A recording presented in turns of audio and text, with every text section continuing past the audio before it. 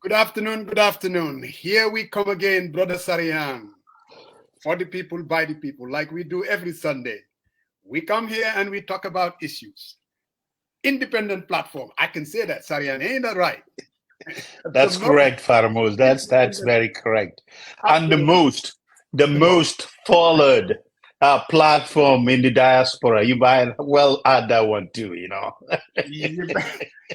And here we are. We have Dr. Gajigo. Good afternoon, sir. Thank you. Oh, should I say good morning on your side of the? I understand you're in Asia. That's right. Yes, I'm visiting here I'm here for a short visit, but should be back in Gambia very soon. Excellent. Thank you very much. Sariang, I called Dr. Gajigo a few days ago, actually. You know, we've been getting calls. Kangena in the Gajigo. You know, I mean, everybody kind of telling us that. Finally, I was able to get hold of him. And like he said, he was on a trip to Asia. I said, hey, man, we're definitely going to bring you here. It didn't take him a second to say, I'll be there. And it's 1 a.m. where he's at. So it means he's been sitting and waiting. So we're going to just dive right into it. We want to make sure that he goes back and get his sleep. Right. And Sariang, you want to have your greetings? Yeah, welcome, Dr. Gajigo. You know, I've watched you and Kepratu several times on a discussion regarding the economy, and it's very, very insightful. So hopefully we'll have the opportunity for you to share with folks in the diaspora as well. So thank you for coming. Thank you for having me. Just just to basically say that we were trying to recruit an economist who can definitely do the necessary pushback, but I'm not one of them. But we can always wing it as we go along. Ain't that right, Taylor? We will definitely that's true. wing it. So, Dr. Gajigo, since we publicized that you're coming this Sunday, now, even though some people were saying, can you in the Dr. Gajigo? But when we put the publicity out there, people were saying, Doctor who? In other words, you're not a known commodity. Who is Dr. Gajigo? Yeah, well, let's say, well, now, I spend quite a bit of my time outside, but let's say in terms of where in Gambia I'm from, I was born in Fatoto in URR, which is in Kantora district. That's where my mom is from, and my dad is from Sabak Sanjal, which is in Upper Badibu. These days I live in Brusubi. So yeah, so I'm back in Gambia, and my primary occupation is as a farmer. So actually as a commentator, that's like a side gig. So I'm, I operate a farm actually in several parts of the country. And then I've been doing that now for a few years. But before that, I worked in a few places outside. Most recently, I was working at the African Development Bank, where I was for a few years. Before that, I did some stints at the, very brief one at the UN, and then at the World Bank and Columbia University. That was my first job after grad school. I think there are probably a couple of my former friends and colleagues that in the diaspora. I spent quite a bit of time in the US. Did my undergrad, and grad school all in the US in various parts. Yeah, so that's my the a little bit on my background. Exactly. Yeah. So Dr. Gajigo, I mean, I've watched quite a few of your interviews, and I call them interventions, if you want to call it that. And as far as the state of the economy. Yeah. And obviously, we all live it. Since independence. Right. The state of the Gambian economy, the journey has been bad. Gambians are poor. Can you catalog the real problem since independence that we've been confronted with, as far as the economy is concerned, poverty in the Gambia, Dr. Gajigo? Wow, I mean, since independence. Yeah, basically, because we have to believe that it didn't happen yesterday. Right. No, it's actual. I'm glad you've gone that far, because sometimes, when we talk about the issues that are happening in Gambia, I think a common mistake is to have a very short time horizon and assume that the problem is very recent, and it actually is not. One thing you will actually, if you look at the income growth in the Gambia over the past, let's say, 8 years since Adam Barrow came to power, what you will notice is that the pattern of growth in the Gambia is actually not that fundamentally different from what it was under Yahya Jammeh, and also not that much different, from what it, from what occurred during Jawara's time. What I mean by that is, if you look at income growth in Gambia over time, there are usually two things that really determine whether our economy is doing well or not doing well. Basically, is whether or not whether the rainy season was good, the harvest was very good, or whether we have a very high arrival of tourists or not. Once you know these two variables, you can pretty much predict, how well the Gambian economy is doing. In any year where you have, the harvest is not bad and tourist arrival is above average, economy will experience a very high growth.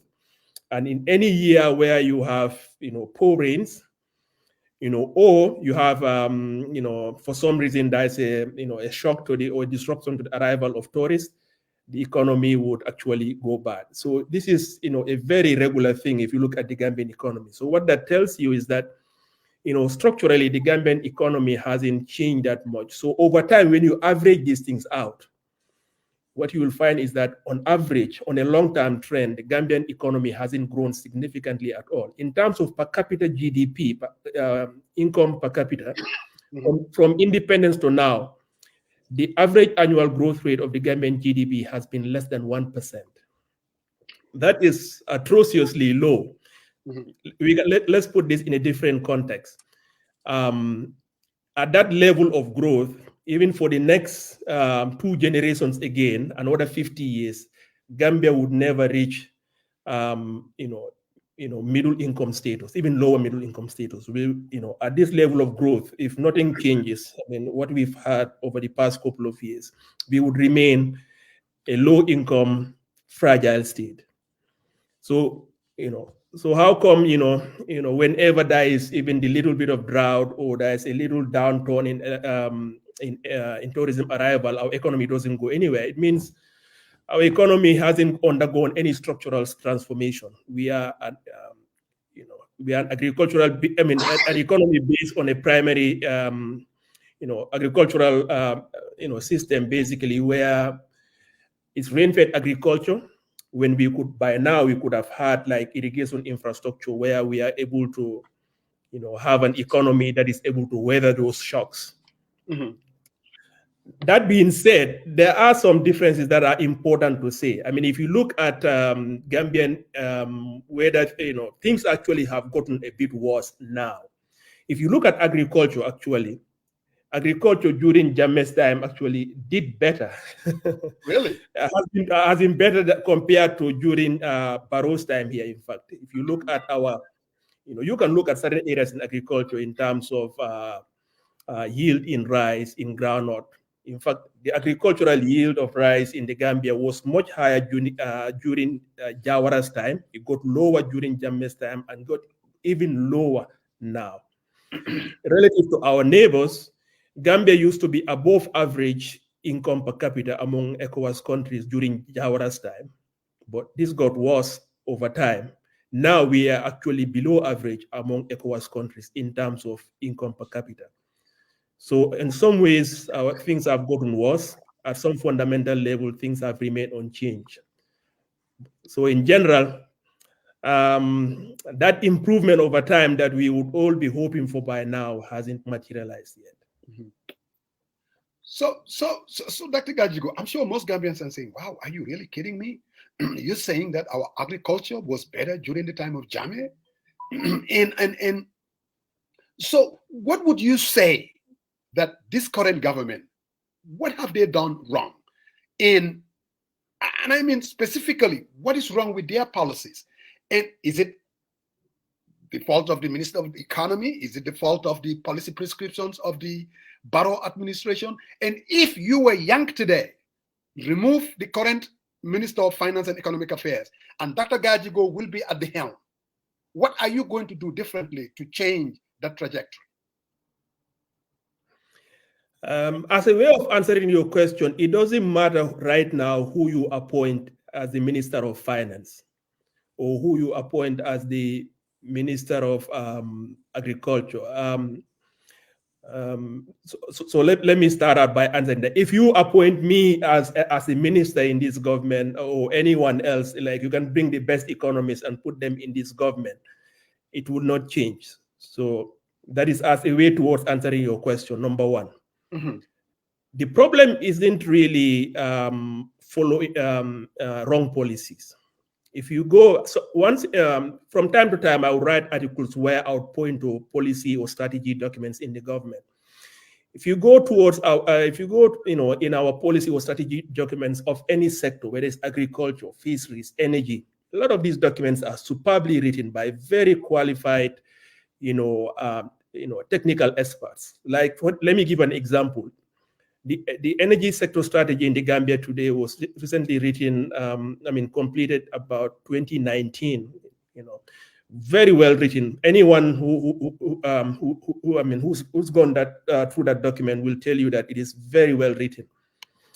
There are, of course, sector strategies or policies that are poorly written, no doubt about that. But by and large, many of these sector policy documents are well written, because you can easily go and pay a consultant and who will come and write you a very well-written one. But it's one thing to write a policy document, it's another thing to execute it, to actually implement it. So there is a saying by this one U.S. General Boyd. He is a famous planner in the Pentagon at some time, and he said something to the effect that, people, ideas, machines, in that order. It's always very important. It doesn't matter what policy documents you have or how much money is allocated to a problem in a government. If you have the wrong people, the most important ingredient in any project you are going to do, whether you're running a business, you're doing some limited project, or whether you are going to, undertake anything that requires putting resources, machines, and people together to achieve a goal, the most important ingredient is the caliber and quality of people. So when you're thinking about the lack of progress under the Barrow regime, of course, one can look at sector strategies, but that would be a way of basically just try to be complete. But at a fundamental level, the problem here is failure of leadership, because you need to have a leader to have a vision. That leader would need to have a vision, a conviction, to basically pursue that vision, to have the capability to know the right people to assemble, and making sure that when those people are assembled, they are held accountable for delivering. So when those people are not delivering, you are in a position to know that the objectives that are being set are being met or not. But if you have a leader that number one lacks a vision, number two, doesn't is not able to be in a position where to hold the officials, especially high-level officials, accountable, because cannot tell the difference between whether goals or targets are being met. It doesn't matter how much money is available to that economy. It doesn't matter what policy documents are written, because what is being executed will not adhere with fidelity to any plan that is being set. A sector policy, a sector strategy, or action plan, they will be written and forgotten completely. So, to answer directly your question, it's not a question of right. We do have wrong ministers, believe me. And if you've read my articles and seen my programs, I have pointed to several ministers I believe are very incompetent. But those are details. Incompetency of a minister is a detail. The fundamental problem here is the failure of leadership at the very top level. Because if I can tell you in agriculture, the reason, or Ministry of Finance, I can tell you directly the reason why things are, not working in agriculture. It's not because, let's say, Mr. Sabali is incompetent, even though I have no doubt he's very incompetent. But the fundamental problem is who appointed Sabali there, and is that person making him accountable, for delivery in his sector or not? Fair enough. Thank you very much. Sariang. Yeah, Dr. Gajigo, thank you very much for coming on the show. I wanted to press on the policy. Obviously, it's no secret that currently Gambia's imports is more than the export. And I think in a broader term, it doesn't reduce inflation, because these two are intertwined, because the goods and services one way or the other, and your foreign exchange currency is kind of built on that. But what do you think? What are your perspective in terms of what we could do? First, at least you've already highlighted that the income growth was now very significant, less than 1%. But if the income hasn't grown, and we have insurmountable inflation, and our import to export ratio, there is a huge deficit, what do you think the government could do differently, at least to help reduce inflation rate? Yeah, no, I mean, I think you've touched on something which is a fundamental part of, heart of our problem, really. If you look at ratio of imports to exports in Gambia over time, for the most part of Gambia's history, we've been running a trade deficit, which means our imports have been larger than our exports. But what has happened is that if you look at it over time, you compare what's happening now with what's been happening over the past couple of decades. I mean, the degree of the difference between these imports and export, I mean, it's higher now than it has ever been. So and we also know that because Gambia is a small country, we take prices as given. The more we import,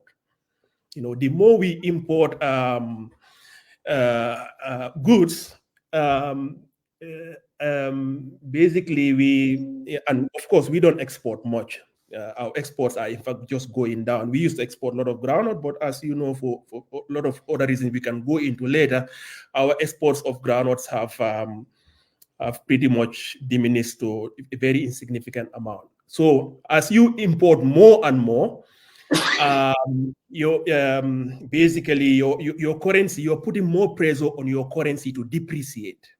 Yeah, because basically, you are demanding this more foreign currency, and there's nobody demanding your currency. We also don't have much FDI. So the factors that normally would increase the demand for your currency, which is if you are exporting something or foreign direct investment is coming in, this will put upward pressure on your currency to at least rise in value. Those things are not happening.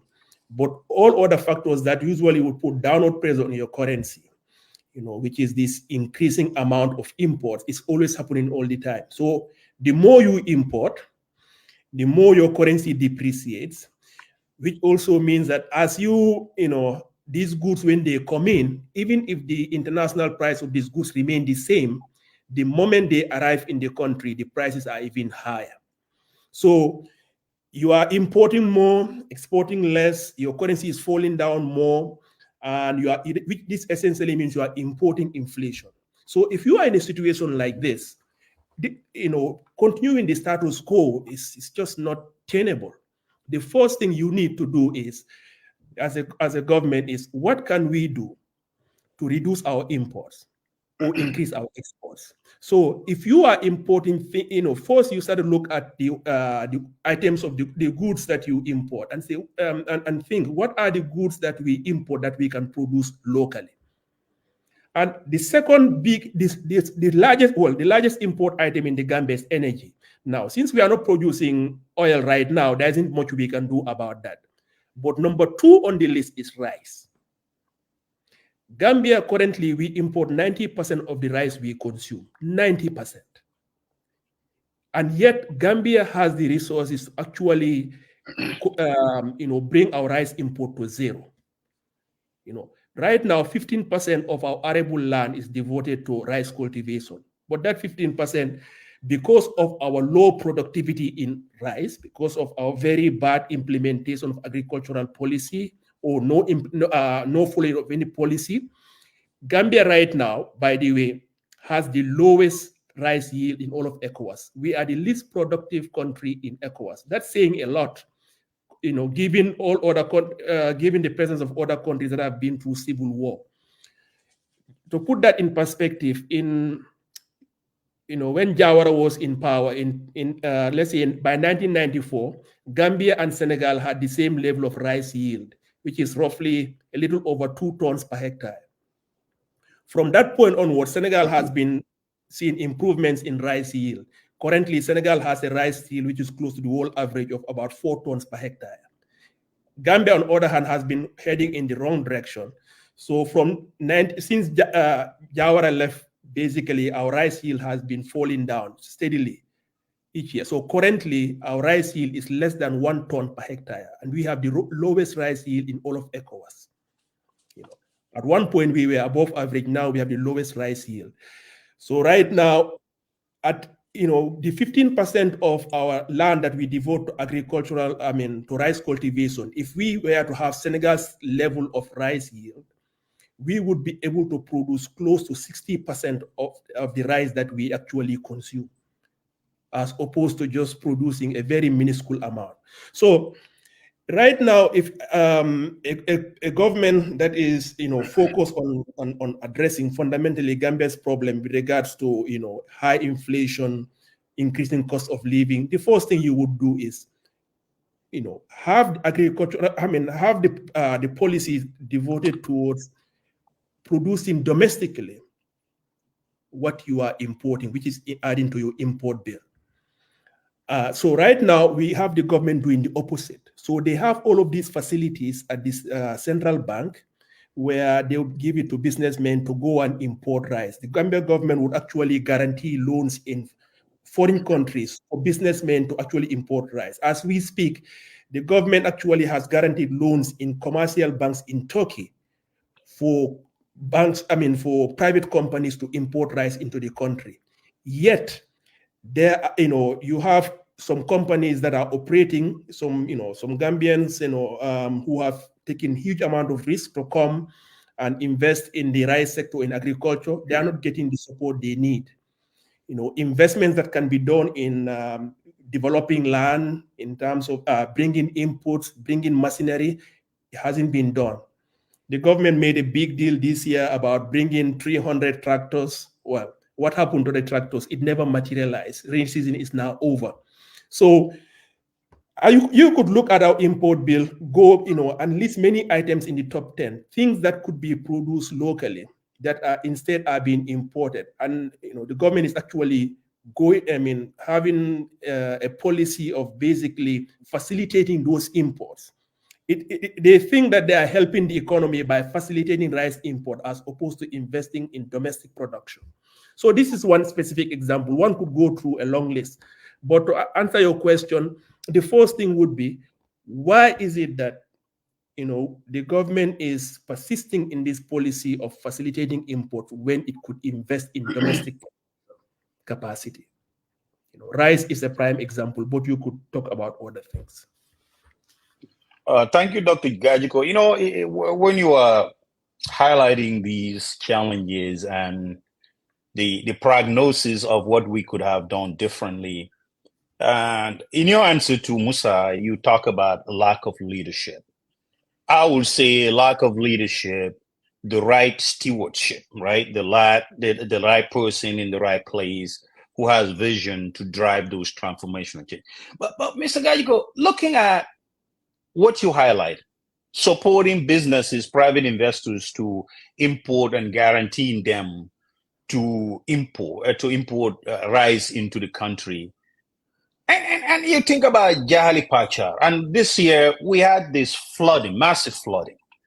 And listening to you as a farmer, of course, what do you think they could have done in terms of actually building an infrastructure? If I'm talking about infrastructure in terms of irrigation, getting all those waters that are sitting out there, rolling them and having them water the rice field and employing Gambians. And if you look at those things, you increase your productivity, but also you create employment for those folks. And think about how much that's going to do in terms of increasing our exports, employing Gambians, and creating a vibrant and stable agricultural sector. And I would like to hear your take on this, because when you talk about this, I say there's a lot that we could do just guaranteeing big loans to private investors rather than increasing our productivity, bring those funds inside, buying the machinery, building the infrastructure like irrigation,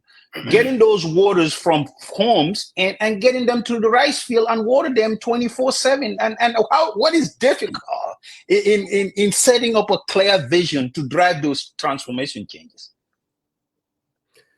No, I mean, what you described right now, basically, this is the key. I mean, not only to cutting imports, but generating employment, basically jump-starting the economy. I mean, if anyone wants to transform the agriculture, I mean, this is where, you begin. This is let's go to Jahali Pachar project, which was funded by the ADB. I mean, a lot of people will be shocked today. What is the state of Jahali Pachar? So I go to that area a lot. I visit, I visit Jahali, I visit Pachar. Do you know that today in the village of Jahali, you cannot do rice cultivation in the rainy season? All the rice cultivation by local farmers in the village of Jahali in CRR can only be done in the dry season. The reason for that is the irrigation system that was built by the ADB, the system of dikes, dams, and other things, has never been maintained. So in the rainy season, when the water flows and come in, you cannot control the flow of the water. There is too much water. The water level is too high to plant any rice. But if the irrigation system, if the infrastructure had been maintained, you should have been able to control water, the inflow and outflow. In the rainy season, the key is to direct the water out so that the water level goes down. You can plant rice. In the dry season, is to allow the water to flow inside. So what is happening now? This has been ongoing for many years now. Is that in Jahali, in the rainy season, you cannot do rice cultivation because the water level is too high. In some areas, if you stand there, it will in fact come to the your head as an adult, or you might be swallowed by water. Only in the dry season, when the water level goes down, can they actually do rice cultivation in Jahali because they don't have the means of controlling the water level. So that's just to give you an idea. So we already had facilities that were in there funded by a development partner. We didn't maintain those. So you can see how, making these big infrastructural investments in irrigation has not gone anywhere. But, this is what needs to be done. Gambia today, Gambia, we have a topography which is largely flat. We are a flat country. You have countries that have done massive, they've created canals covering, hundreds of kilometers. These countries have rugged terrain where it is very difficult and hard to build canal system. You don't have that excuse in the Gambia. You have a river where, half of it is fresh water. More than half in the rainy season becomes fresh water. The topography is flat. There is no reason, nothing to prevent the country from having, canal systems that supply fresh water to every part of the country, most westernmost part of the country. But even if you do not take water to, NBR or LRR or West Coast region, it is still very possible just within CRR and URR, where the water is fresh all year round, where you have rice fields right next to the river. Those areas alone are more than enough to basically feed the Gambia and even export rice. All you need is a few things. Basically, the land just needs to be developed. You have irrigation available in the dry season so that you can cultivate in the rainy season and dry season. At a minimum, you have 2 cycles of cultivation in a year. Land is properly tilled with machinery, access to inputs like good quality seeds and fertilizer they're available. Once you have these things there, you should be able, there's no reason why we shouldn't be able to match or even exceed the level of rice yield that Senegal has, which is 4 tons per hectare. But here we are in the Gambia, we are still basically dealing with a situation where we have less than 1 ton per hectare in the Gambia, far lower than any country in West Africa. The African average is 2 tons per hectare. Because we don't have irrigation, because very few of the land has been well prepared and tilled, because rice cultivation requires land to be very flat so that you can do the irrigation and water movement in an even way. You need to have access to good seeds. You need to have access to fertilizer. But even the fertilizer that the government provides, it doesn't usually come on time. It is not adapted to the crops that we are growing. It's basically just one type of NPK sent, and it's just sent around the country. Of adapting that fertilizer to our need, proportions in terms of the different cereals that are being grown. This is not done, and it's not accompanied by some sensitization or basically teaching farmers how to use that. The farmer goes to a store and buy a bag of NPK. No idea, the application rate, application frequency. All of this information. If they are lucky to find somebody, they do it. But the issue, going back to your main point, I think you described the situation very, very clearly. I mean, what you've described at the beginning of your question is basically a blueprint if you want to transform agriculture into the country. And that is something that has been known for a long time. It's a matter of having the right leadership in the country to execute that plan. Thank you. Musa. So, Dr. Gajigo, the right leadership, like you indicated. My last question, I said, if Dr. Gajigo was to be brought in, either as managing the economy or Minister of Agriculture, and your first response was like, it's not a question of personnel. But as you continue, it looks like you're basically saying it's a personnel issue. In other words, it's a leadership issue. So if Dr. Gajigo, if you were to be brought in under the current leadership, that is Barrow, if I'm hearing you right, the problem is Barrow. Even if you bring Gajigo, he will not be able to implement the changes that needs to be done. Am I reading you right? Is it much more complex than that? Because what you have just articulated, and Sarian indicated it, we import everything that we get. We don't export anything. There is a trade deficit, and that is the problem of the economy. Halifa Sallah has always been saying that. So I'm thinking, if it is that easy, why don't we fix it? We had other ministers before Sabali. We had other ministers on the Ministry of Finance. We had other ministers on the Jame.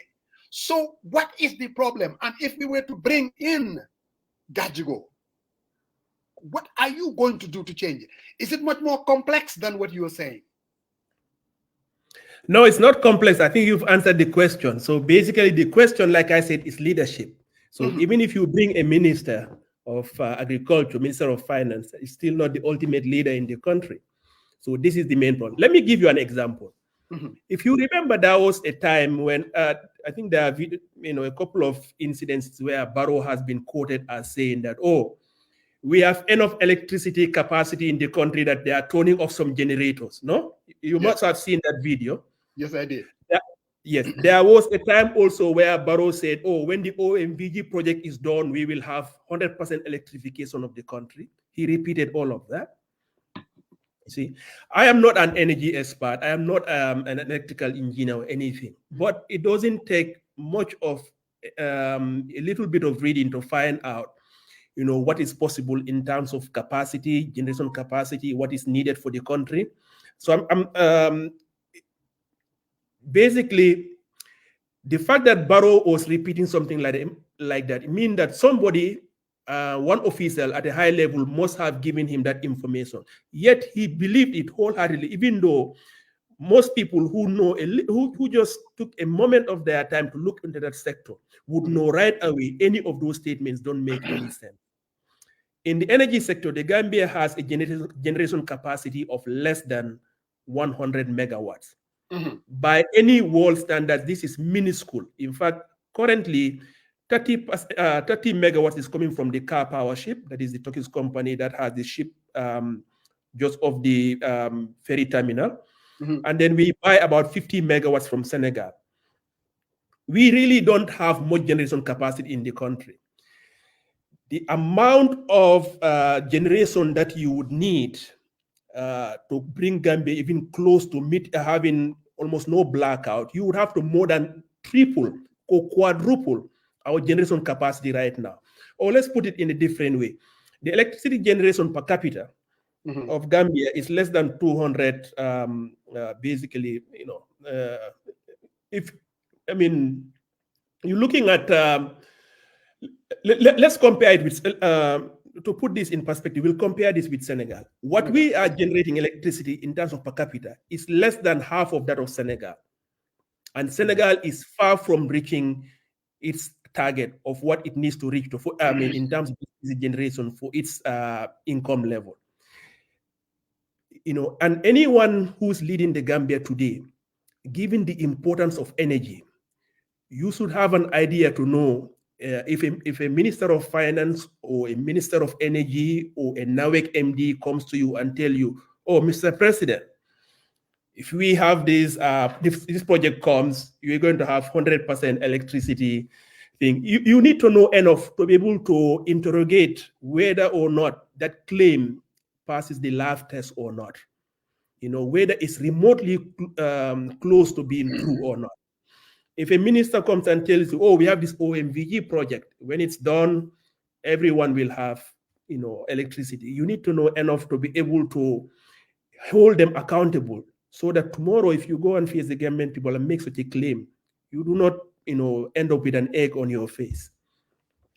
Yet, but Dr. Gajigo, I don't think that's really fair. You can be a president, but you cannot be an expert on energy. You cannot be an expert on agriculture. You cannot be an expert. Now, do I believe that you should ask questions? But I think there are other, what I would call leadership qualities that are necessary rather than being an expert on a subject matter. Don't you think? No, it's a good point. And let me be quite clear. The reason I'm giving this example is, in fact, giving this example because one doesn't need to be an expert to be able to determine if an official in the energy sector comes with a claim like that. You do not need to be an expert to know that given where we are in terms of the frequency of electricity outage, in terms of the voltage fluctuation, in terms of the current access rate in the country, you don't need to be an expert for somebody to come and tell you, listen, just one project tomorrow when we have it, we are going to have 100% access rate or there'll be no outage. One should be, living in the Gambia, you should know where we are and what it would take to get us to that level.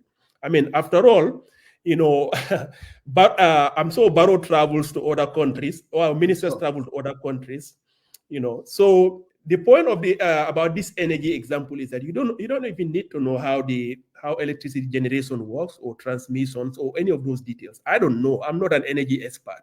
Right. But the president should be able to know so that if he makes a pronouncement to a national audience, he needs to be certain that what he is telling them is something that is plausible and that is something that is close to being realistic. If the president say we will get universal access by 2024, but it ended up happening in 2025, we can forgive him. nothing happens exactly according to plan. So, so the point here is not that the president has to be an expert in agriculture, an expert in finance, an expert in energy. Right. To know these things, but he should know enough to know that the people he's appointing at these key positions to hold them accountable. Absolutely. At the end of the day, if you look at how agriculture has been going over time, you should be able to tell your Minister of Finance, Minister of Agriculture, who you've appointed there, okay, you've been appointed last year. Right. What is going to be your measure of success next year or 2 years from now? I'm appointing you as Minister of Agriculture. How will we rate your measure of success a year from now, 2 years from now? Or the Minister of Energy. Well, what we know about energy right now is the situation is getting worse and worse.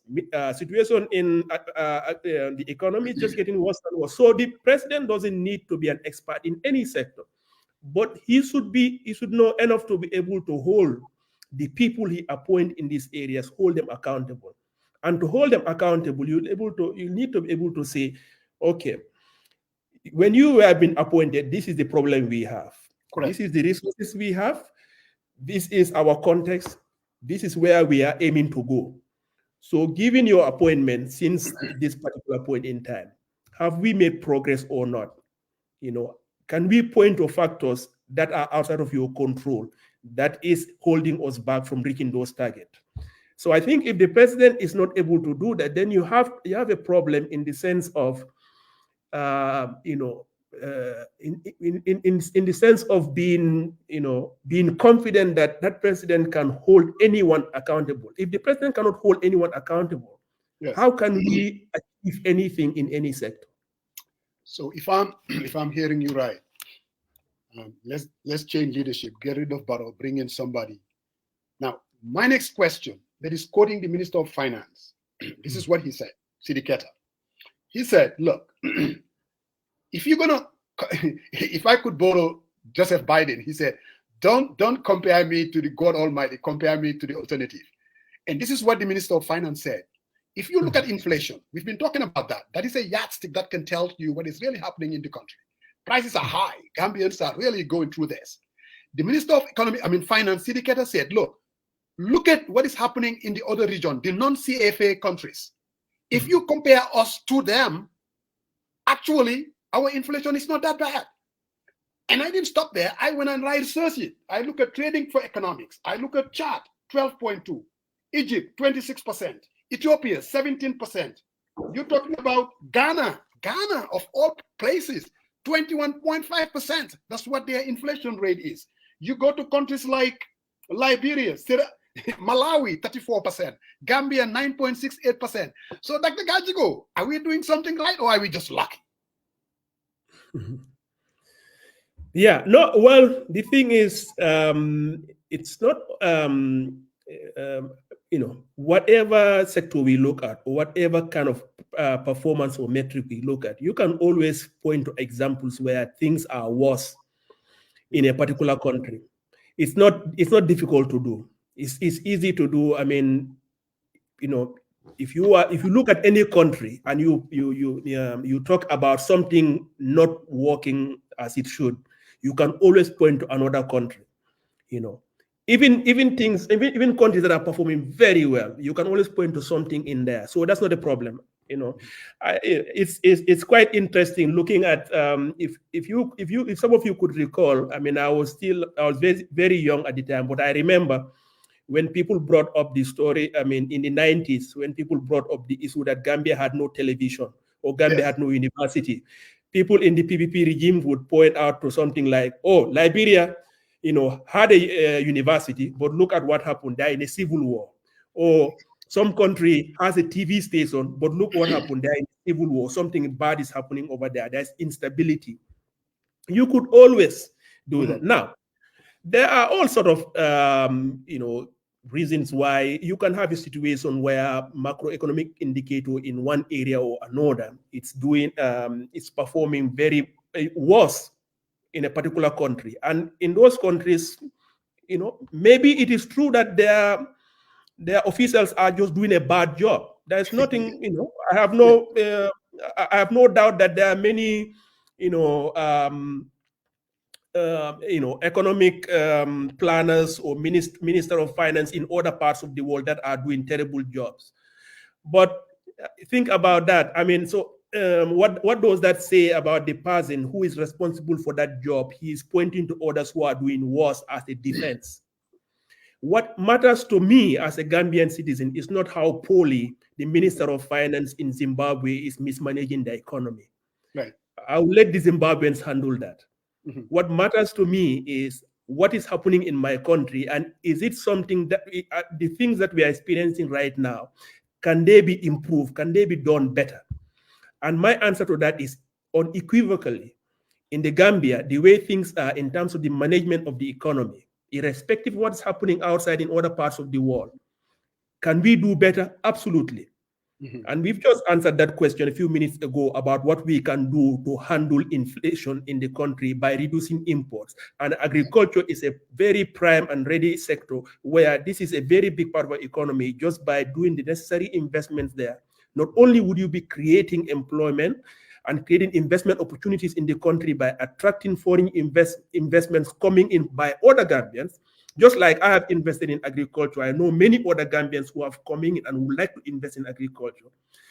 There are so many ways you can boost the economy and in the process tackle inflation successfully. Thank you very much, Dr. Gajigo. If you can do that, for me, it's an irrelevant point as to whether Ghana is doing a bad job. That's I'll let the Ghanaians handle that question. I guess what he was indirectly saying is it's a more of a global phenomena, more so than, I guess. But again, he's not saying that. Anyway, they've mentioned that several times, and this is. No, that's what he was saying. That's what he was saying. So. Yeah, he said, let others take care of their problems. Let takes care of our Gambian problem, and it's our own that we need to laser focus on that. That's what Dr. Gajigo is saying. So, all right, Dr. Gajigo, I wanna move on to the budget. Over the years, we've seen how government budgets are structured and passed, and I'm talking about if you look at the recurrent allocation and what is allocated for productivity, there's a huge difference. I understand there are gaps. They still, struggling in terms of, resource mobilization, in terms of corruption and all that. But one key is you could harness your belt, right? We all don't go in there and go into a shopping spree or write a check that we don't have the money into our bank account. Because if we do, the check will bounce, obviously. So in terms of, what have you seen? Because I've seen this as a recurring thing here, that they pass a budget, they don't have the money, they go into these refinance, somebody pre-finance, whatever, and it's concerning that all the huge percentages of each ministry or even the presidential office, most of their budget is allocated. The high end is allocated to recurring expenses, which I fundamentally felt that you, whether you're a president or your minister, have more control over that. For example, folks, non-essential person, to put them or to pay them to go to a conference. What are they going to gain out of it if you select one person, per se, to go on behalf and cut those expenses? So we continue to struggle. But what is your fundamental take on these aspects? Because it seems like it's a huge problem, and we continue to pontificate around it and without actually taking the issue head on to solve it. So, but what are your thoughts around this issue? Yeah, no, I mean, I've actually, when the budget came out, I think I wrote a couple of articles on it, and they are aligned quite well with what you've said right now, which is right on point. I mean, the first thing you see in this in the Gambian budget is the huge, very high proportion on recurrent expenditures, and very little, a minuscule amount on development expenditures. And development expenditure is where you actually make investments for things in the future, for things to be built. I mean, with recurrent, it's just basically financing current expenditures, just keep it maintaining the status quo. So if you have a sector where things are not going anywhere or things are going in the wrong direction, you basically just maintain that trajectory, unfortunately, and this is what has been happening. So, I mean, the public. Our macroeconomic, public finance issues. So you look at the two parts: revenue and expenditures. Whenever you talk to many people at this high level of government, the first thing they'll tell you, oh, we don't have money for this. We don't have, we're waiting for, if we have project money, maybe we're waiting for the next project or development finance. Let me just tell you once and for all, nobody should buy that story. The problem in the Gambia, it's not because we don't have enough money. The problem is that the resources we have, number one, are not prioritized well. So one way of this lack of prioritization is this huge amount of recurrent over development expenditures. Number two, you have this, which is related to this first point, but number two, you also have misallocation. Let me give you a prime example of this is the Ministry of Foreign Affairs. You have Ministry of Foreign Affairs that each year, I mean, the growth rate of the money that's been allocated to this Ministry of Foreign Affairs is unbelievable. In the last budget, the amount allocated to the Ministry of Foreign Affairs is almost 2 billion. I mean, just to give it, a few years back, this was less than 1 billion. Now it's almost 2 billion. It's growing on, it's almost exponentially. What's happening? Because anytime Barrow wants to remove somebody, even if they did something terrible, it's like, we don't fire you. We just want to, we are going to reassign you to the foreign affairs. So if those people have no outside options, they end up in some embassy. Our embassy staff become bloated. We are opening embassies in countries where we don't need them. I mean, ideally, as a country, probably, ideally, if you don't have resource problems, you should open an embassy in every country. But if you are a poor country, developing country, you need to prioritize your resources. Gambia can't be opening embassies everywhere. These embassies are very, very expensive. So you have the ministry. Just to give an idea, the amount over a 5-year, if you take a 5-year period, and you take a significant, the money that's been wasted in the Ministry of Foreign Affairs alone, you put that aside. You can build a power plant that will more than double the energy generation capacity in the Gambia. You can address our energy problem by that. The amount of money we spend in terms of recurrent expenditures in some of these ministries, whether it's State House, in defense, these are money that could be far better spent in productive sectors of the economy, whether it's in agriculture or in education in other parts. If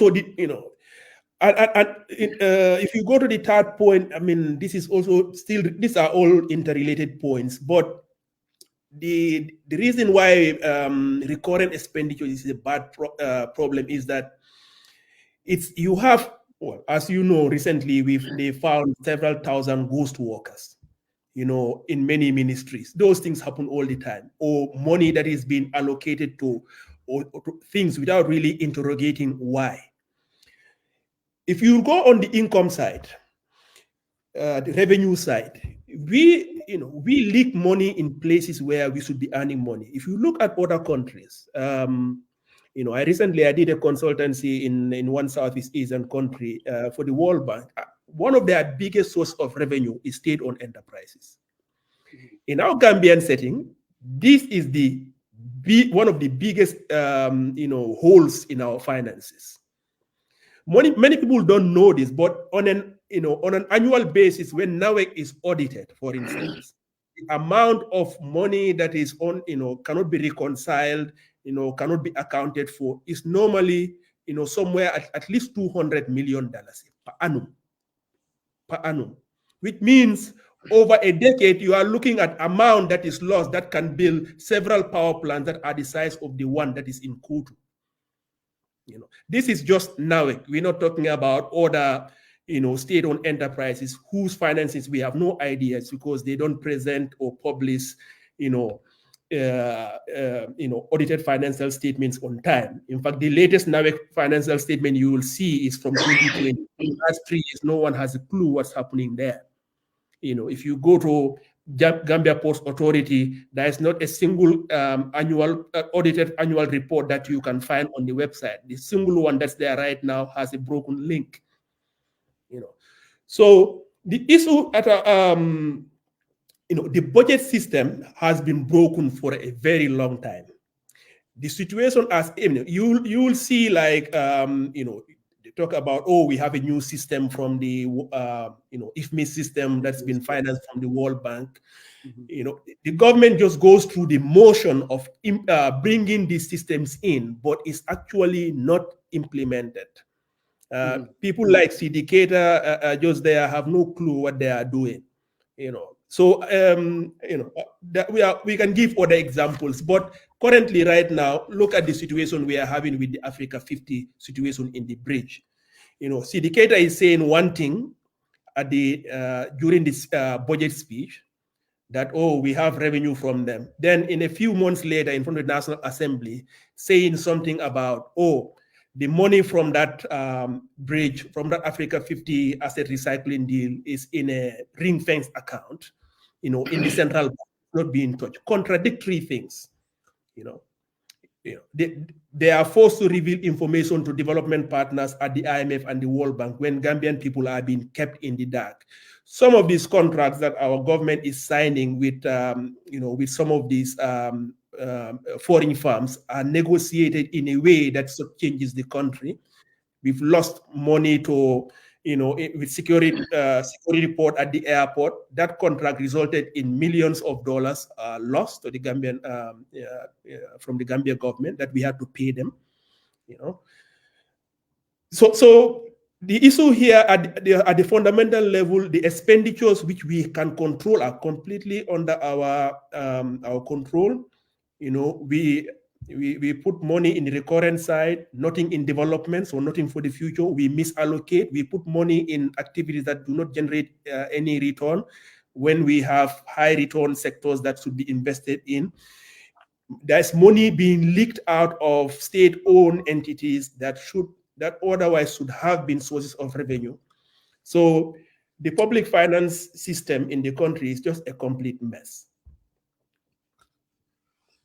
Thank you, Dr. Gajigo. Dr. Gajigo, you talk about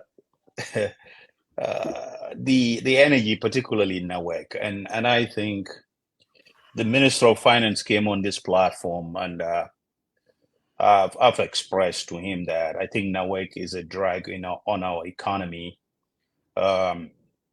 Such a state-controlled enterprise cannot even pay its debt obligations, and the government had to apply waivers several times. And recently we heard that they owe Senelec on a huge amount of money for the power supply. But you highlight something here. You said the base load was 100 megawatts, and their inability to even serve our own base load, meaning our own generation capacity at Kotu Power Station.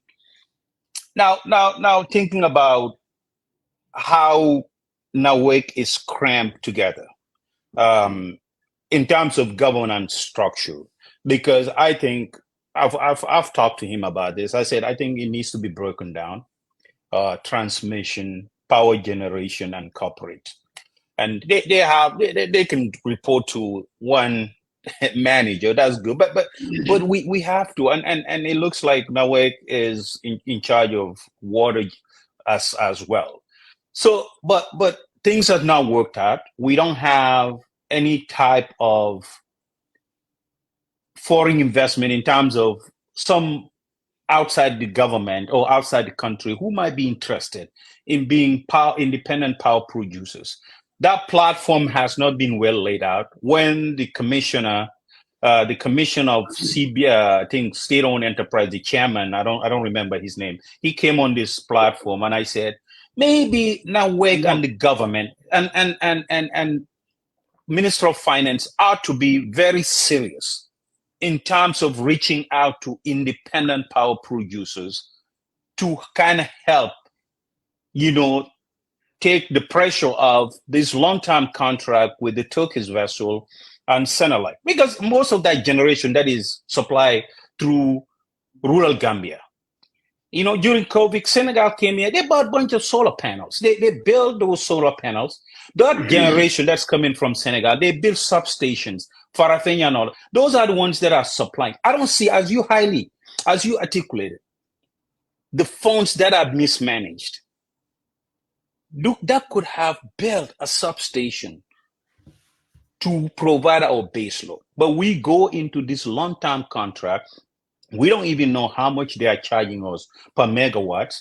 NAWEC doesn't have any reserve capacity. So I think it kind of highlight, and I must give you a disclaimer though. I work for an energy company in the US for 18 years. So I had a little bit of experience on these things and how they are structured and they can help. But the lack of the willingness or the political will to move forward and solve this problem, and relying on the 19 or 80 generators, whereby even if the part has been broken, they have to customize it, order it from a different country. They have to build it in order, because the equipment is out of salve. The lifetime has ended and it needs to be phased out. But we're not saying that.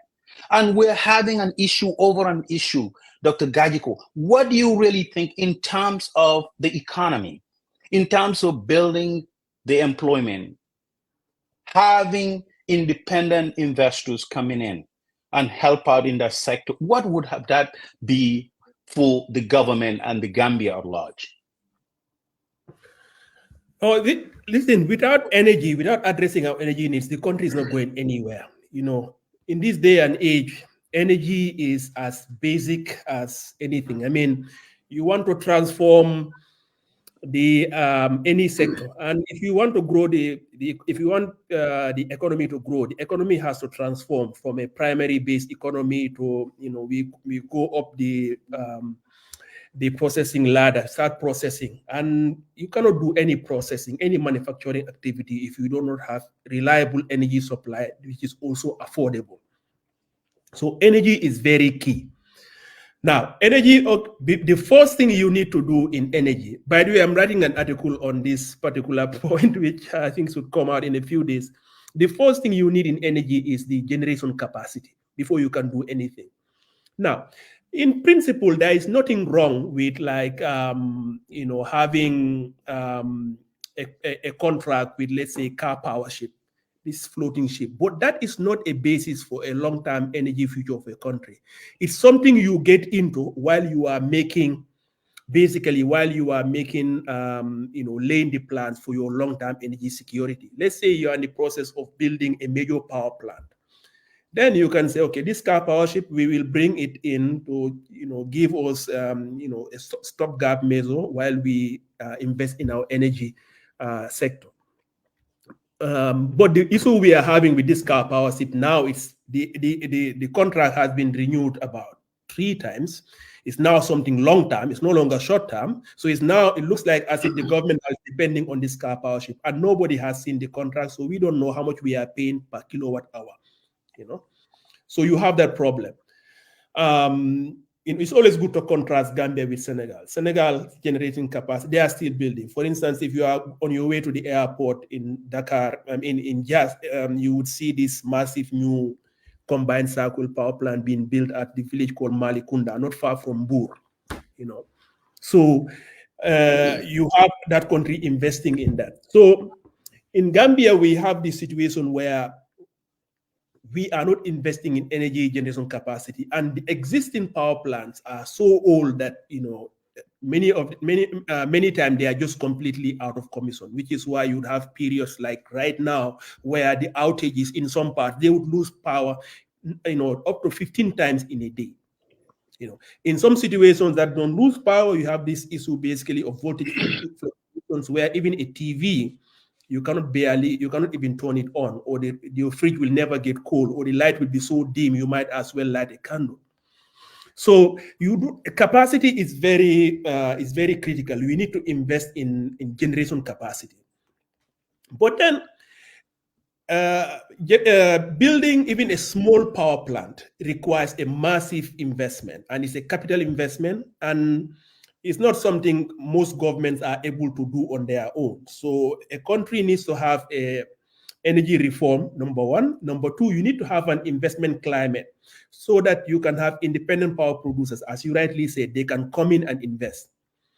But investing in an energy plant is probably the riskiest investment anyone can do, because you have to put, on average, normally to produce 1 megawatt of electricity, you need somewhere around close to $1 million.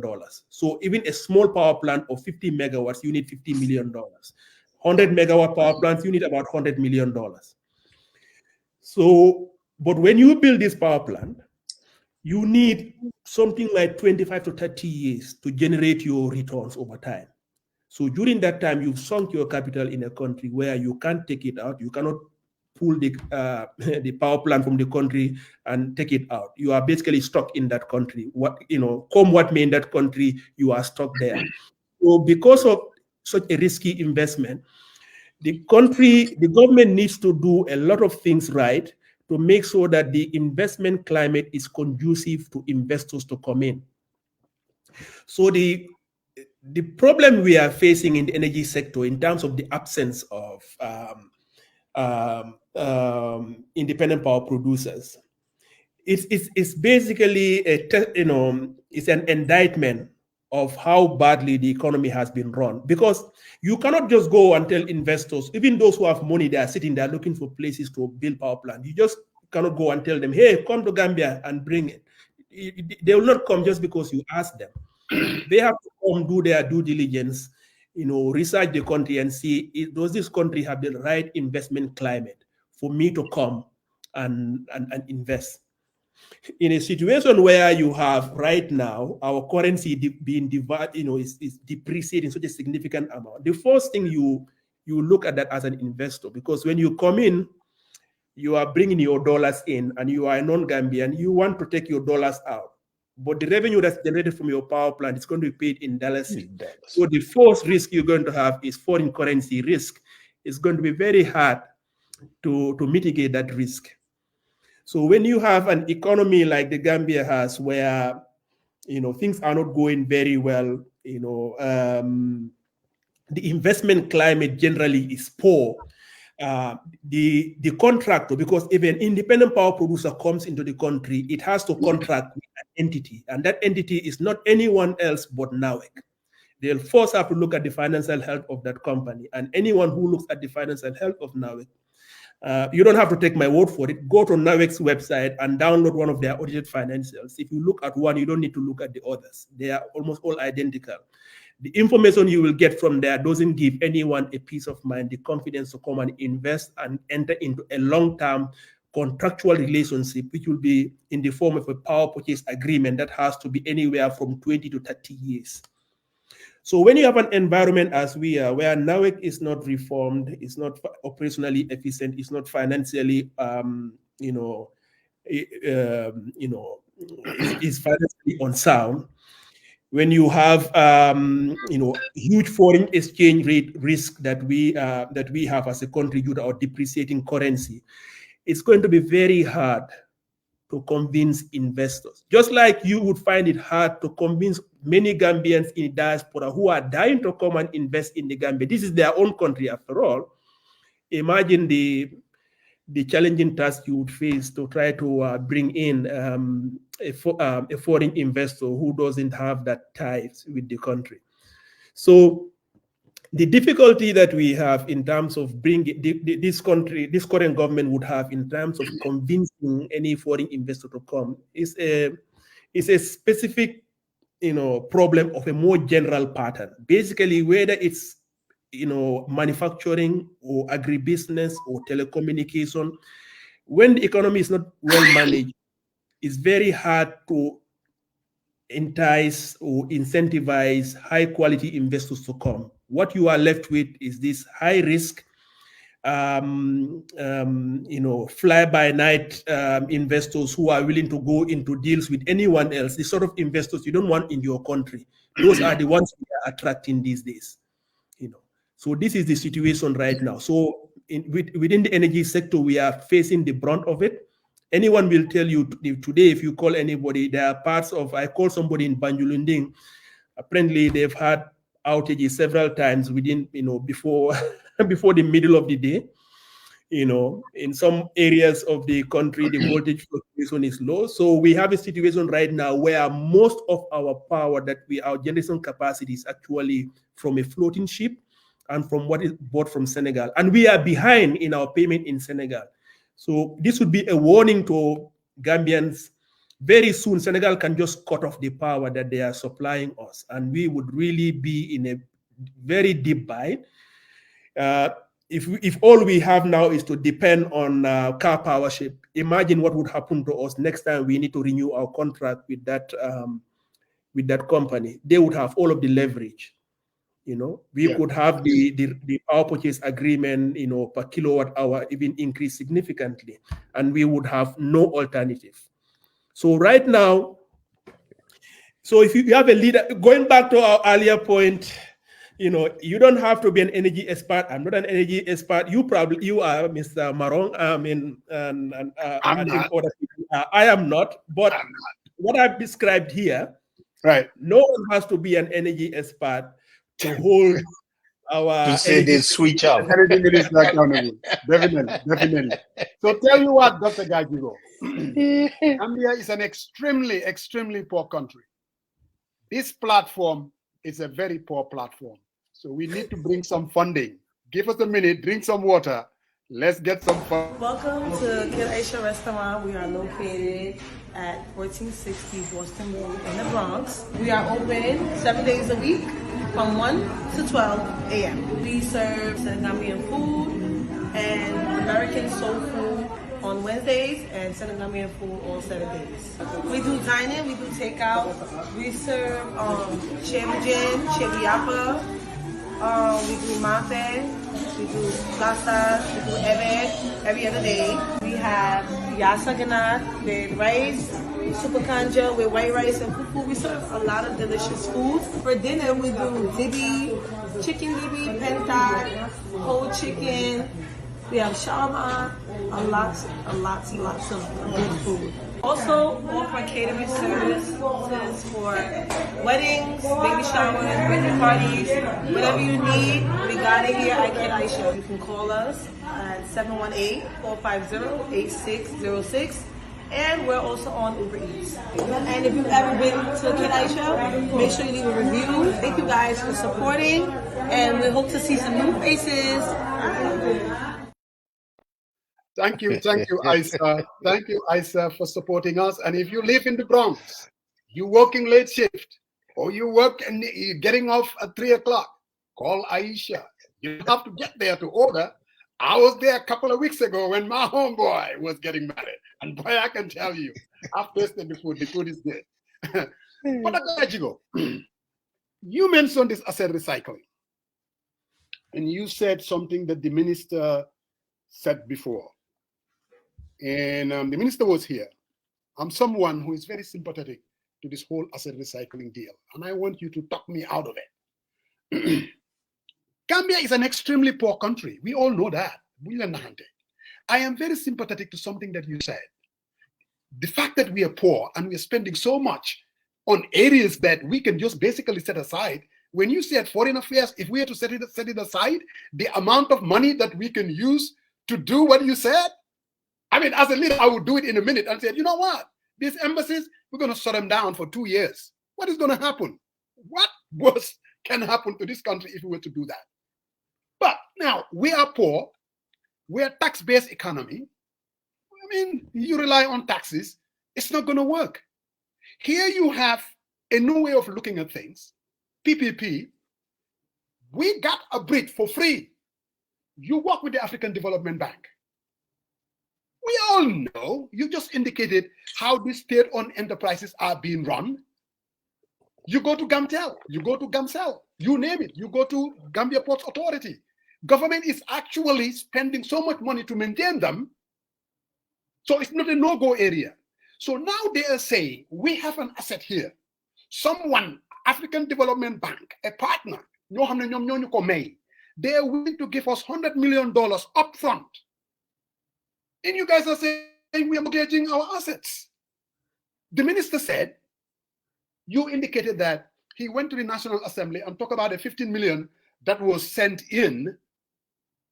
He said, well, actually, I think the word you used was ring fence. And what he said was, look, if you're getting 15 million from another source, and when you're preparing the budget, you have to indicate it. You have to say that, well, revenue is coming in. You can't just forget it as if it doesn't appear. So why would you have a problem with getting $100 million now that we can use? I mean, Dr. Gajigo, what is wrong with that?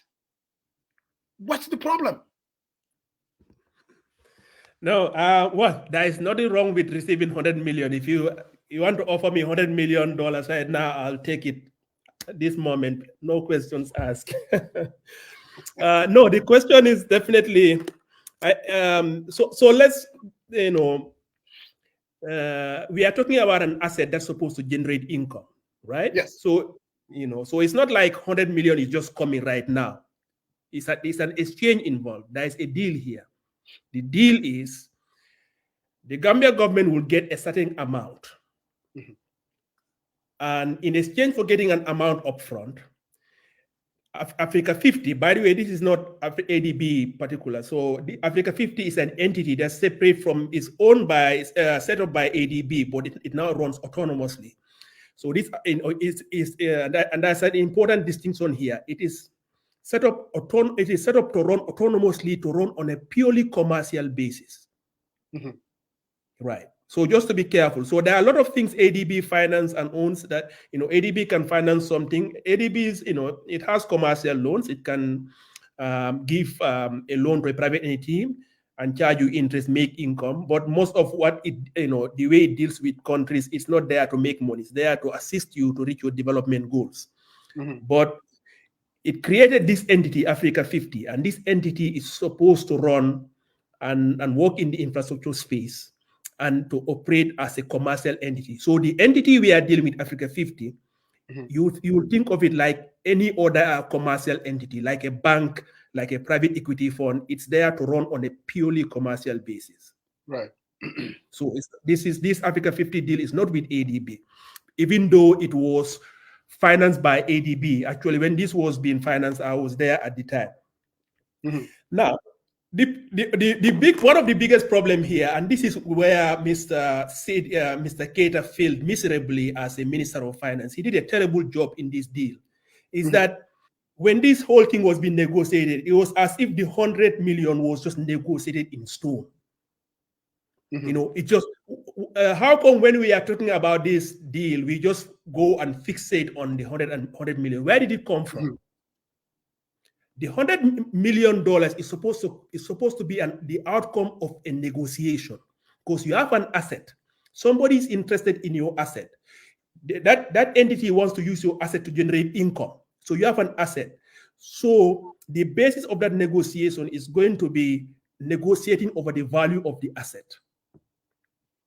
How come our minister agreed to 100 million? Why not 125 million? Why not 130 million? He never explained this to the Gambian people, because that amount should be the outcome of a negotiation. And that the basis of that negotiation wasn't done. Mr. Keita abdicated his responsibility. I mean, he failed Gambian people by not negotiating for the best value. The bridge was built for something like 96 million, when it was financed. But the value of the bridge is not based on the cost of construction. The value of the bridge is based on the net present value of the future stream of revenue that you can get from it. That's how you value an asset. Mm-hmm. So And how do you value something like a bridge? Well, there are different ways. A transport engineer might have some other ways, but as an economist, the most important parameter would be the traffic volume you get, because that will be determining the toll revenue that you will get. And based on the traffic volume, you can then estimate what is the toll you will get over over the economic life of the bridge. Then that should give you the basis of what the value of the bridge should be. There is no indication that Minister Keita and his team at the Ministry of Finance ever engage in proper due diligence to try to come up with a value of the bridge that they are so that they can, maximize the value for the Gambian economy. In order to do that, you would need. So I actually ask people at the Ministry of, no one has done a traffic study on the bridge. The last traffic study that was done on this bridge was when ADB was financing this project. Correct. But Africa 50, during this whole thing, Africa 50 sent a consultant to the Gambia to go and do a traffic study. They did, but the Ministry of Finance had no such study. They have no idea. What was the basis for them to agree on 100 million? We have no idea. Of course, as we found out later, there were many things that were wrong with this deal that we didn't know, because Minister Keita did a very poor job of telling the Gambian people the reality about this deal. For instance, as I wrote in a recent article, Mr. Keita never mentioned to the Gambian people, one of the clauses that Africa 50 put into this deal is that the Gambia government cannot do any bridge over River Gambia for the next 15 years, so that there will be no competition for them when they are getting money from the Senegambia bridge. And Mr. Keita never mentioned these details to anyone in the country. So we have a situation where, number one, but let's actually take a step back. When we talk about asset recycling, the reason also, so let's take a step back. Just like you, I have nothing in principle against asset recycling. When you do it well, you negotiate, you do your due diligence, you negotiate very well, you get the best value for your asset. And then, but remember, asset recycling, the reason why we say asset recycling as opposed to asset sale or asset mortgage is that there is a component. You get the money, and what do you do with the money? The idea is that the money you get goes immediately into building another asset, another major asset that is almost comparable to what you are going to be losing in the medium term. So, which means that in the case of this particular deal, the government should have decided beforehand, or in the process of negotiating this, say, okay, here is this bridge that whose ownership we will be losing for the next 15 years and will not derive much from it. The money we are going to go get from it, we will be building a new bridge, a new road, a new power plant. By the way, that 100 million, if you put it in a power plant, you will, you will have the biggest power plant we've ever had in the history of the country. And you can address a major part of our energy need. But no, what are they doing with the money? The money is being used as it is coming in. It is used as basically, current revenue that is coming in. So the government never announced at any point in time that they are putting this money aside this particular infrastructure. As it's coming in, it was announced during the budget, and it's been used like that. So it is actually, which is, this is one, example of these things where our government or these high officials would say something, and if you just listen to what they say, you think that they are actually acting in a sophisticated way, when in reality they are not, because what they say and what they do is very different. Mr. Keita will talk about asset recycling, keep talking about monetizing, keep repeating that phrase. We are monetizing this asset, as if people, miss that point, but never talks about the other side of asset recycling. What is to decide what to do with that amount. So Mr. Keita hasn't implemented this thing as asset recycling should be done. So it is wrong to call this asset recycling. It's basically mortgaging or selling the asset over the next 15 years. So the money we get from it is being used in ways we have no clue, Exactly. Up to this date, right now, we have no idea what that money is being used for. They cannot point to any infrastructure they are doing. So, and for the next 15 years now, any revenue that bridge generates, over 85% of that is going to go to Africa 50. Gambians would have those of us who will be using the bridge, the toll will be under the absolute control of Africa 50. If they feel that is the toll on the bridge to get their target internal rate of return, they are free to do that. And in the meantime, even if the Minister Silla kept talking several times, ECOWAS, African Development Bank, they are going to build the Barrow bridge. Well, even if somebody today brought them $2 billion to build a bridge anywhere, they cannot do it because the clause that they inserted in this asset recycling deal prohibits that for the next 15 years. So, Dr. Gajigo, Sariang, I think we need to bring the Minister of Finance and Dr. Gajigo here so that we can really get to the bottom of it. No, because really, if we bring the Minister of Finance, he's going to come here and tell us something totally opposite. Now, having both of you, maybe when you go back to the Gambia, I think that is going to help the Gambian people. We can have a very simple discussion. I will be very, very, I look forward to that. All right. Hey, Mr. Dr. Gajigo, you did, by the way, you did a phenomenal job breaking down the concept of asset recycling and everything, the mechanics of it, how they get to that. So for that, kudos to you. So Musa, go ahead. No doubt about that. That is why I'm kind of, what do they call that, tight tongue. So I'm like, okay, we need to bring those two, because you mentioned about this clause. Because when I read what you said, I was like, whoa, I don't think that's a good thing.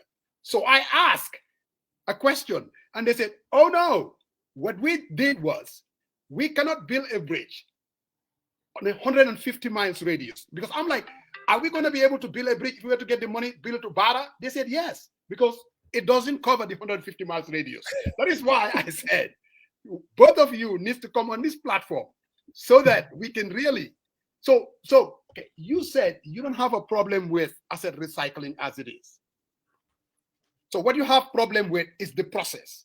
And you said, Minister Keita did a horrible job, what he negotiated. Why not 125? Why not 175? But how did you come to that conclusion? What is wrong with 100 million?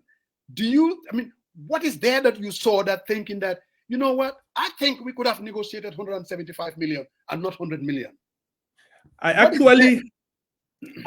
did a presentation in front of that, almost the whole ministry, in front of the Minister of Works at the Cocoa Ozone, in front of almost every member of the government, save for the president.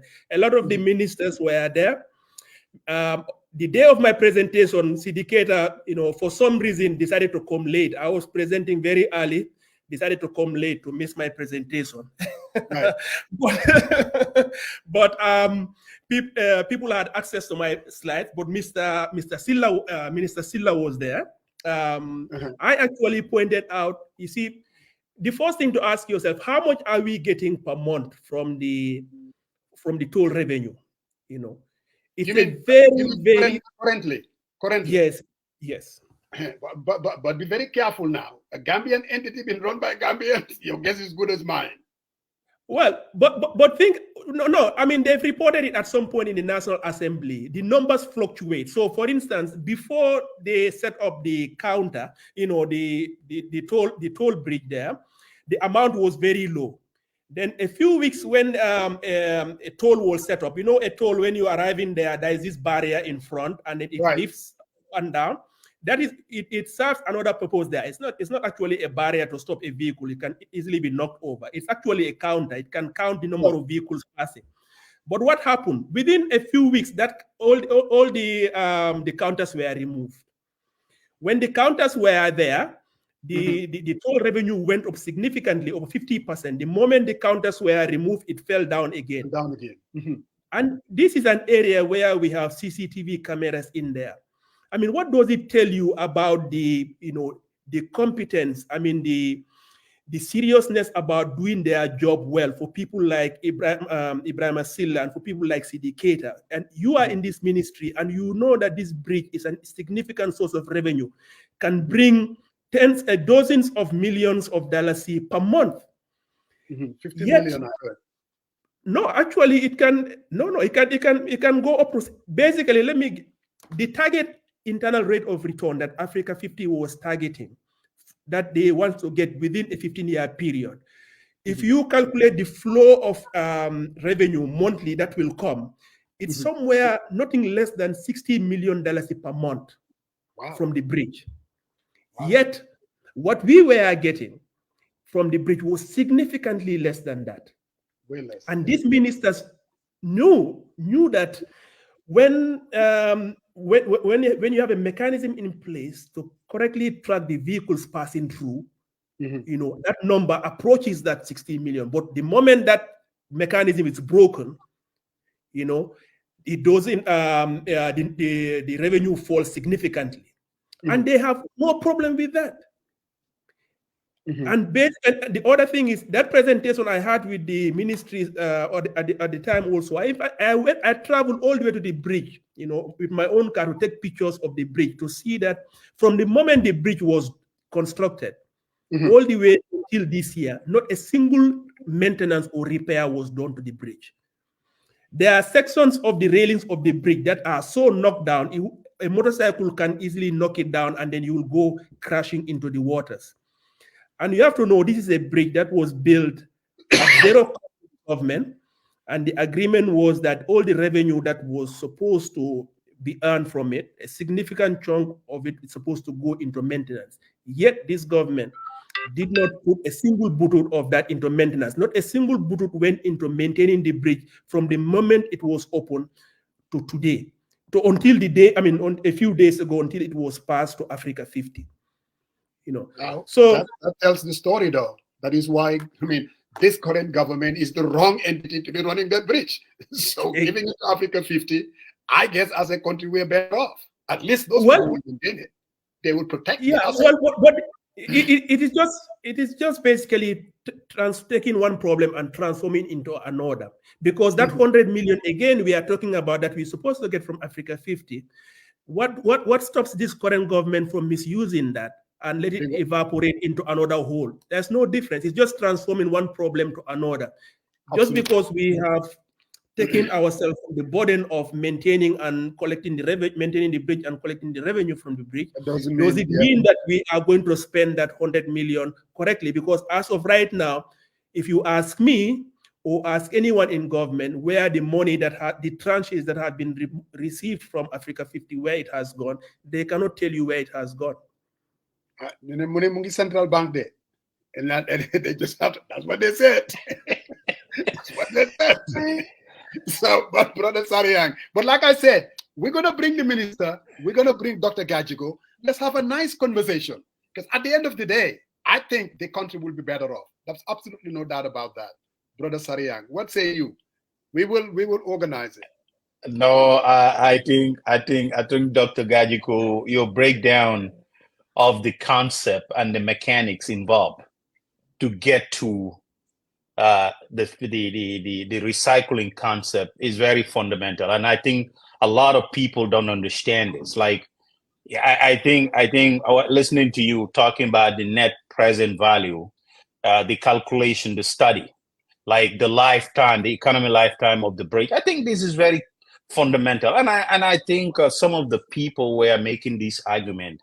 The money that they put forth, if we had to put, controls in place to ensure that we maximize our revenue collection, what is that going to look like? What is that versus getting 100 million upfront?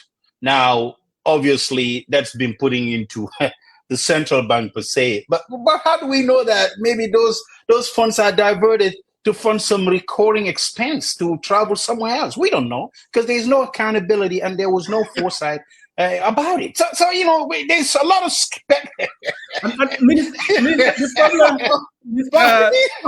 But you guys, what are the assurances that the money you're talking about this 50 million that is being generated, what makes you think that they're going to spend it any better? So, you take your pick. I mean, no guarantees. So I think one of the questions people should ask Mr. Keita is, Mr. Keita has been saying contradictory things. I mean, he would tell, the National Assembly one thing, budget speech another, then during budget speech another thing. Then the IMF visiting mission, he will tell them completely different things. If you read the IMF documents, what he's telling them there it contradicts with what he said recently at the at the National Assembly, because the only way you can reconcile those two things basically is to say that all the numbers he presented in terms of our primary budget balance at the budget speeches were completely meaningless. He needs to have one consistent story. He does not have it's a lot of contradictions. I definitely would want to be on a platform with him so that I can ask him how he can reconcile. Either he made a mistake in presenting what he presented at the National Assembly, or he made a mistake with what he told the IMF. Their documents are quite clear about what he told them in terms of what those tranches would be used as they have reflected in their reports, and and then what he said at the budget speech, and then again what he recently said at National Assembly. So, and also how come that some of these clauses that this particular clause that was put in the bill, this is a very major clause. Why is it that this was never mentioned by him to the Gambian people? And why, just to put everything to rest, why not just release the contract? Yeah, this is a public-private partnership. It's a document. It's something that should be available to the Gambian people to assess and determine whether it is negotiated in the best value for the country. But the problem that you have with this current government is they have gone into many long-term contracts. They have signed many documents with major financial and development implications for the country. Yet they are just keeping these things tightly sealed. They are not, sharing it with the public as they should. You begin to wonder what other clauses are there in this contract that we do not know, that we would be shocked to find out. So I think Musa, the term Musa always used, I think the minister was waffling, so we just need some clarity. But Dr. Gajigo, thinking and listening to you, I think it brings a fresh perspective of what our challenges are, and a pragmatic approach to solve these issues. And obviously that comes with a cost. And I think one of the biggest challenges that we have is corruption. We hear this all the time. Not to mention, I honestly believe some of the things, the lack of clarity, the lack of transparency coming forward and kind of lay out a clear and concise policy-driven draft, or somehow communicating to the public what the government is undertaking. And I think this all sum up to what their thinking is and what their modus operandi is in terms of behind the scene, which is all comes out to corruption. What is in for me, not for what is in for the greater good of our country. And I think we continue to struggle with this. But Dr. Gajigo, looking at the state of the economy, obviously, the lack of a robust tourism sector, agriculture, and a lack of government oversight policy in terms of holding them accountable. We lack that. And what it does is it puts us deeper and deeper into the hole, looking at our debt structure. What do you think could have been the most driving force in order, at least if we could make improvement in one sector or another, as far as the government is concerned? Because this has been going on for a while, and we continue to kind of push this. And one thing you would hear, especially for the folks from the current government, would be we build infrastructure. But if you look at that infrastructure itself, if you look at its own debt obligation, what government, the revenue that comes from the government source, and what comes from foreign partners, I mean, it's striking. So how do we reconcile this? At least put a Gambia on a path forward that is sustainable for a long period of time. Yeah, I mean, it's a loaded question. Right. let me give it a shot. Yeah, I mean, like you said, I mean, you mentioned that obviously when you bring things to the attention of this government, they'll talk about, oh, we are building infrastructure. Yeah, you can point to some things they are building, but even when they somehow manage to find themselves in the right area, they mess it up they just, cannot seem to do it well because, let me give you some examples to be a bit more concrete. Let's talk about roads. Of course, recently we've had this, OIC road being constructed, but those of you who've been in the country or if you've been following things closely, you've seen the mess they've created there. This was a road that was constructed before a plan for the road was ready. There was no plan for the road before they started constructing. In any other place, I mean, this is, this would be a criminal, undertaking in any other country. If you go to the energy sector right now, the government is building is in a very serious phase of doing a massive expansion of rural electrification. But how could you go again and expand rural electrification in many parts in rural areas when you don't have the capacity? You would think that you would invest a bit more in the capacity first before you go and expand connections to households in villages, because where is the extra capacity going to come from? People will have electric wires going into their households, but most of the time there will be no electricity to speak of. What we are missing in the country is basically like a vision for development. You need to have like a vision that is, number one, we have not grown for a while, but just having an audacity to have a real vision, for development, knowing that vision and coming up with a reasonable plan and executing it. What needs to be done? There's no reinvention of the wheel here. We know, I mean, agriculture has to be a big part of any sort of economic push you are going to do in the Gambia. You're going to have to invest in infrastructure, and key among those is going to be energy. You do these things in the right order, in the right sequence. You make sure that there is a leadership with a vision that is able to hold officials accountable. Deliveries will happen. So I mean, we can go into, obviously it will take the whole day if we want to go into sector by sector. You can obviously go into sector by sector and talk about what's wrong and their tweakings of policies and strategies on whatnot. But at a fundamental level, it's just having the right leadership and a vision. When do you hear like a vision being articulated by Adama Barrow? The only thing that seems to animate Adama Barrow is if you mention Usaini Dabo's name. That's the only thing that animates this guy. He doesn't think about Gambia's problem or development challenges or development trajectories or development goals to achieve. And that doesn't animate him. For him, it's just a two-man fight.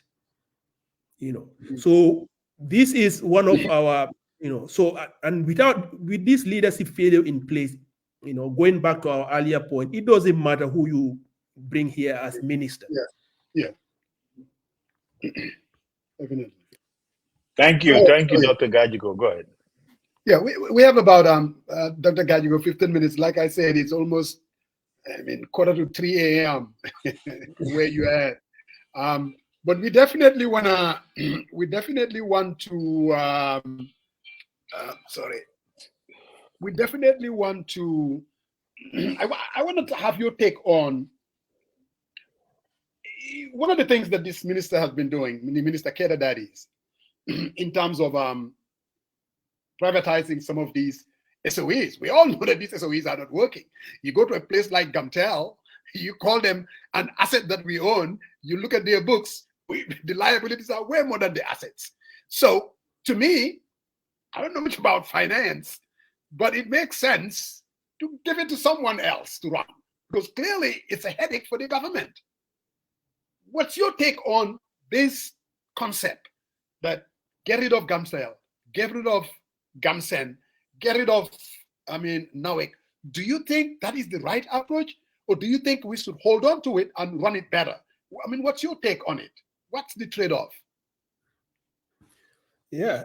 Well, listen. There is, in principle, there is nothing wrong with privatizing something. There is nothing wrong also with government running something.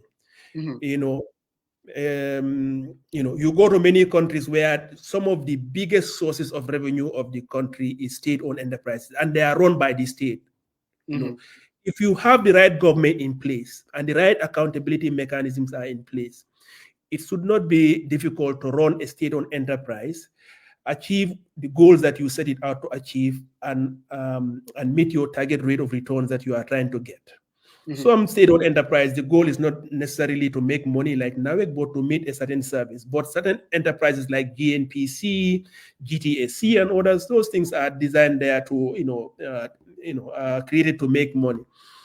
So, I think it's not really a productive discussion to say in the current Gambian situation, it's not really a productive discussion to have a debate about whether or not we should privatize, because the problem again would remain, just like what we talked about in the bridge situation.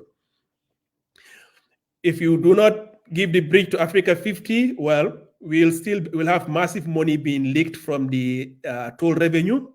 But then an asset recycling deal comes and the deal is mismanaged.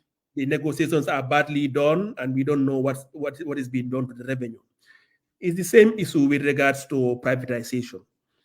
The fundamental problem is not a question of whether there should be state ownership or whether it should be privatized. This is not an ideological debate. The fundamental problem here is that, again, we just have very bad leadership. For the same reason why NAWEC is not being run well, Gamtel is not being run well, Gamsel is not being run well.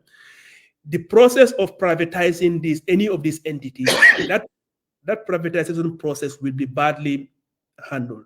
Number one, either they'll be undervalued, or the whole process will be rigged, in such a way that instead of getting the best value for the country, it will be done in such a way to benefit a particular investor that managed to bribe somebody.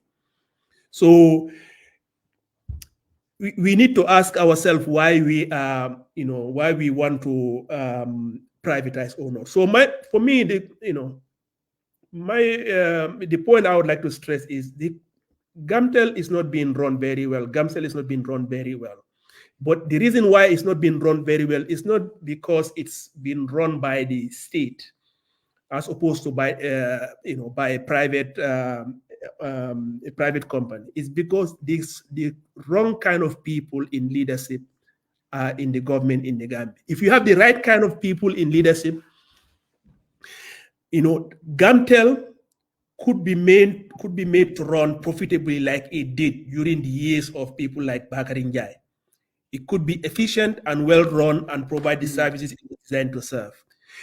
So you're basically saying that really, if we were to have a transformational leader at the helm, like other than Adam Barrow, we could make the certain changes with these SOEs and definitely make them viable and profitable. And it's not necessarily a case of governments don't necessarily run things very well and give it to somebody else. Is that what you're basically saying? Pretty much. Basically, so you've summarized it very well. The problem here is not, of course, there are some things you just, if you are in an environment where, Gamtel can be run by a private entity, well, let's government focus on its core activities. But the problem is not fundamentally government ownership, because there are no shortage of countries in the world where you would see state-owned enterprises that are being run very well. Because as a developing country, let's say state-owned banks, we've had state-owned banks that fail miserably in some countries, but they work very well in other countries.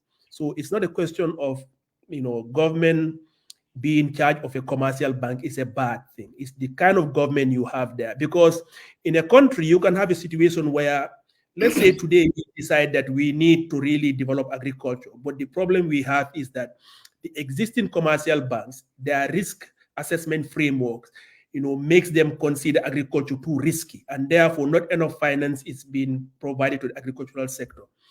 In a situation like that, it would make a lot of sense, and other countries have done this, to set up a cooperative bank or an agricultural bank to provide loans that are targeted towards the sector. And if that is done very well, targeted in a way that is meant to complement existing banks rather than to displace them, you can have a win-win, because as you finance more companies in the agricultural sector, they develop, the risk perception in that sector would lower. And then maybe the other commercial banks would find that it is not so bad to invest in that sector.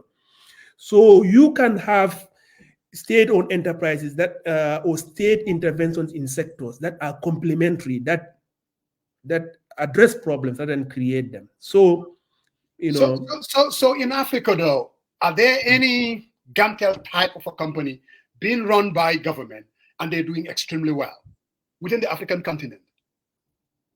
Like I have not. If I try to think of an example right now as we speak in Africa, I might bring the wrong one. Right. So I have not really looked it up. But recently I've done a lot of work in Asian countries. Looked at some countries in Southeast Asia.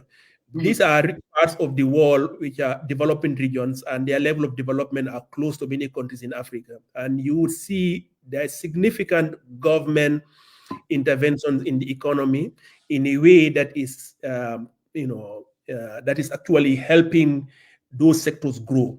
So it is actually feasible. And I think, I'm sure you'll find a lot of examples of,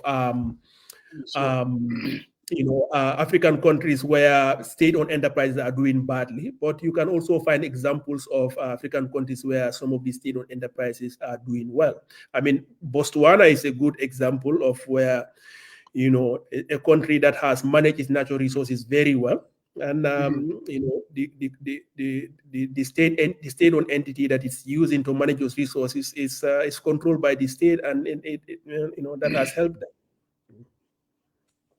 So basically, Dr. Gajigo, it was a heck of a conversation, but like I said, Musa, before you give him a closing, I just wanted to add that comment though. You referenced Gambian, but let's not forget that, during PPP region, during Dr. Gajigo, these state-owned enterprises were performing very well. I mean, what are we doing differently than we were doing things that work in the past? All of a sudden, I mean, I remember when I first came in here, every other African country struggled calling and getting into their country. But whenever I dial through our landline, it goes straight into Gambia. You get hold of someone, and they were talking revenue over revenue. But now, all of a sudden, it fall flat. What happened? I mean, that happened. Yeah, that may happen.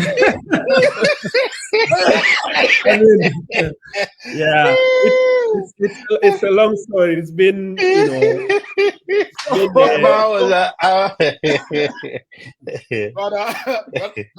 I have to read this text. It looks like somebody is definitely watching, because the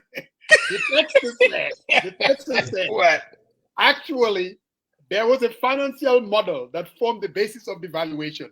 So whatever Dr. Gajigo is saying, he said it's incorrect. I don't know who is this text now. Okay, let him come in the open. Let him not text you. Let him come over here, and the viewers will be the judges. That is why I said you have to have both sides come here. Okay, so that we would be able to. And Nyanja is on the line too. He says poor corporate governance. That's what Nyanja is saying. He's an economist too, so he must be agreeing with Dr. Gajigo for some reason. I'm sure he is. Poor corporate governance.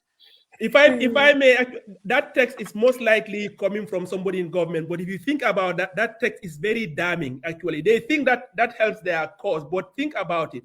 What did he say? Repeat the text again. I will tell you what is damning about it. He said there was a financial model that formed the basis of this valuation, and that it wasn't something to that effect. So let me tell. As somebody, I work a lot with financial model. Creating a financial model, how does that tell you the valuation of an asset? That financial model is built on parameters that you put in there, and the basis of that parameter is going to be like the traffic flows, which will determine the toll revenue. The fact that that individual who sent that text, thinks that just by mentioning something like financial model and stopping that, the fact that he or she believes that is a that's a valid argument just shows the caliber, the poor caliber that we have at some of these government, because that should not be an argument. A financial model by itself is meaningless, because it's just like it's a model you design. What determines the value of the financial model or the accuracy of it is based on the parameters that you put in the financial model. The fact that he or she didn't say anything about the parameters that have been there, but just the mere mention, just tells you these are people who are, they think that if they just put some big word out there, they will just intimidate somebody who doesn't know, and the rest will just keep. Somebody like Pasamba, that's why he just dialed in. But oh man, I tell you what. So, Dr. Gajigo, before you go, we obviously need to hear from our guy, the activist. He couldn't make it to today's. He was at the, like he always said, at the, how do you call it, at the factory? The plantation. He was at the plantation. Yeah, well, Dr. Gajigo, I am glad that you could make it to For the People, by the People. I've been a keen follower of your writings and your arguments and all that. And I don't have much of a question because I've been in and out, so I could not hear much of what you're saying. But I just want to ask you this question that Musajan normally would ask people, and I know he has forgotten to ask you that. I've heard a lot about we need transformational leadership. And what I've seen in the Gambia, with everybody that is being touted, what we have are transactional people who are not ready. They will talk the big talk until you give them the job to do, and they become very, very transactional. In light of that, you are now pretty much always based in the Gambia. And there have been rumors that you have your heart set at maybe possibly running for the presidency. Is that something that you're looking at in the short term, long term, immediacy? Will we ever see a Gajigo deciding, you know what, I have the ideas, I believe I can perform better than all these people that I am running for the presidency? Thank you for your question. Well, like we will see. We will see. No, Dr. Gajigo, now you, because everything that you have responded here, it was with vigor and passion and clarity. Now here I saw you move a little bit, jiggle a little bit, and then we will see. No. You can do. Well, Musa, that answers the question. That is, you know. But Mr. Gajigo, my final question to you. We've had the government claim that the IMF, as we speak, there is a spring meeting here in Washington, D.C., just a stone away from me, the nation's capital. And it will be a spring meeting. The World Bank would come out maybe and talk about that our economy will grow by 5% and all that. What is your honest and evaluation of our economy vis-a-vis what the World Bank is saying? Because they're telling us we are growing and we'll be growing by 5% in spite of all the inflation and all that. The poverty in the Gambia is there. Everything is going. What do you think? What's your projection, honest projection of our economy? Where are we now? And where do you see us in the future with the current policies that are being implemented by this government? I know you've been going in and out. He did answer that. So, but just go ahead and Okay, then forget it. Then forget it. You don't have to answer. I think you deserve at least a summary answer. No. I'll go and listen. Okay. That's fine. So No, Dr. Gajigo, But has he answered anything about how effectively we can fight corruption in the country? no. Today it was more of the state of the economy. Well, you cannot talk about the economy. About corruption, and he did say a little bit about corruption, mismanagement of funds, and things like that. Yeah, but specifically, not really. It's endemic, so. No, corruption is both a cause and an effect. I mean, as anyone will tell you right now, I mean, the current in the current Gambian situation, it's like a free for all. You know, anybody seems to be, emboldened to do anything they want. So in many ways, under Barrow, corruption is actually is a symptom of a much more deeper problem, which is leadership failure. So but obviously when assets and limited resources are being mismanaged, obviously less is available to invest in high return activities. So corruption in the Gambia is both a cause and an effect. But I think given the what we've discussed here earlier today, the bigger problem is that it is really corruption is more of a symptom in the Gambia. We just have a failure of leadership, and that failure of leadership, that lack of visionary leadership, is really what is causing this manifestation of corruptions we are seeing. Yeah. Well, thank you. Thank you very much. And like I said, you've already committed to come to this platform, which hopefully will get hold of the minister, Sidi Keta, and so that we can get into this asset recycling. I mean, all of us will be informed. I think the country needs it. Don't you think, Brother Marong? I mean, yes. Like that. So we are definitely looking forward to it. But I tell you what, Dr. Gajigo's pens are sharpened as hell, man. And when you're coming out there, you gotta come more than just the models built in, right? I remember when Sidi Keta was here and you were like nodding all over the place. Saying, Yes, he sold me something, but I think hearing from a perspective, especially the study, I think it carries more weight. Thinking about the net present value, doing an economy, study of the lifetime of that bridge. I mean, if you think about just like 60 million, if you multiply that for 15 years, you're talking about 900 million. When you saw that, very careful with that multiplication. $900 million in 15, 20 years. I get that. I get that. But this is a capital. It is a capital investment. Hold on. It's a capital investment. It's a capital investment. If you put all the controls in place. I mean, you got a lot of smart people watching right now. Young guys on their walls and all that stuff. $900 million in the next 15, 20 years. Looking at the value of the dollar to the dollar, how much is that going to be worth? It's a whole different ballgame. Well, that's why we need the right. That's why we need the right stewardship, the right leadership to drive the country to the mountaintop, and that's what we need. I hear you. That I will not disagree with.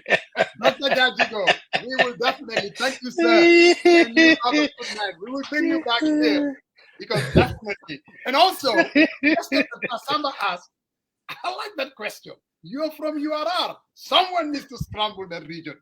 Who better can do that? I mean, are you ready to face Barrow in URR and do your numbers? I'm ready to face Barrow in any parts of the country because whether it's election or not election, the problem is that development of the country is just going in the wrong direction. And right now, anyone who is concerned about the trajectory of the development trajectory of the country, you need to face Barrow and let him know that this thing is not, country is not going in the right direction, and we need a change, and that change cannot come sooner. Thank you very much. Excellent. We appreciate you, Dr. Gajigo. Definitely. We appreciate Thank you very much for having me. Now, Yeah, I'm going to thank go you, and Dr. have some Gajigo. It food. was a pleasure. It was a pleasure having this Well, conversation with you. indeed, You know.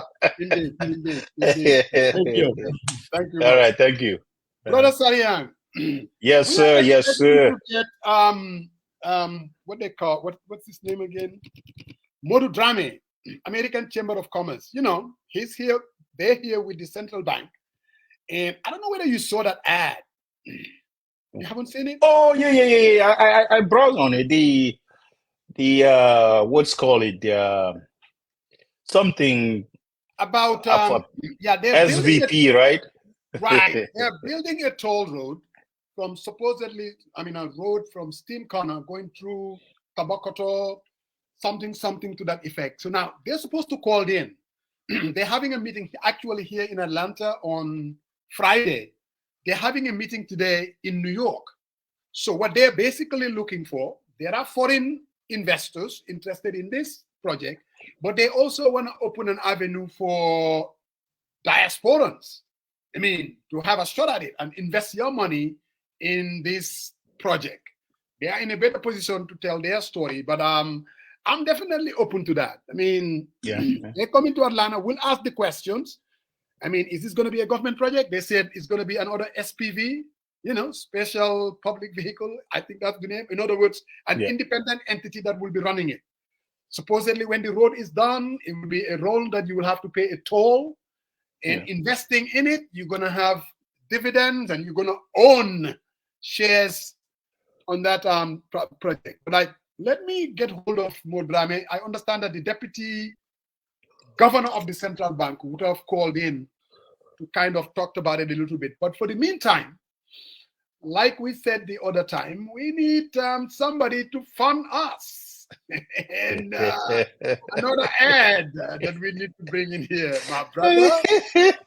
New World International in its work to educate and sensitize overburdened communities regarding environmental justice. The meaning environmental justice is the idea that everyone should have equal protection from environmental risks and harms and equitable access to a healthy environment. NWI believes people should be meaningfully involved in decisions that affect the environment and human health. Here are some things you can do to help protect the environment. Reduce, reuse, and recycle. Volunteer for cleanups. Conserve water. Shop wisely. Use long-lasting light bulbs.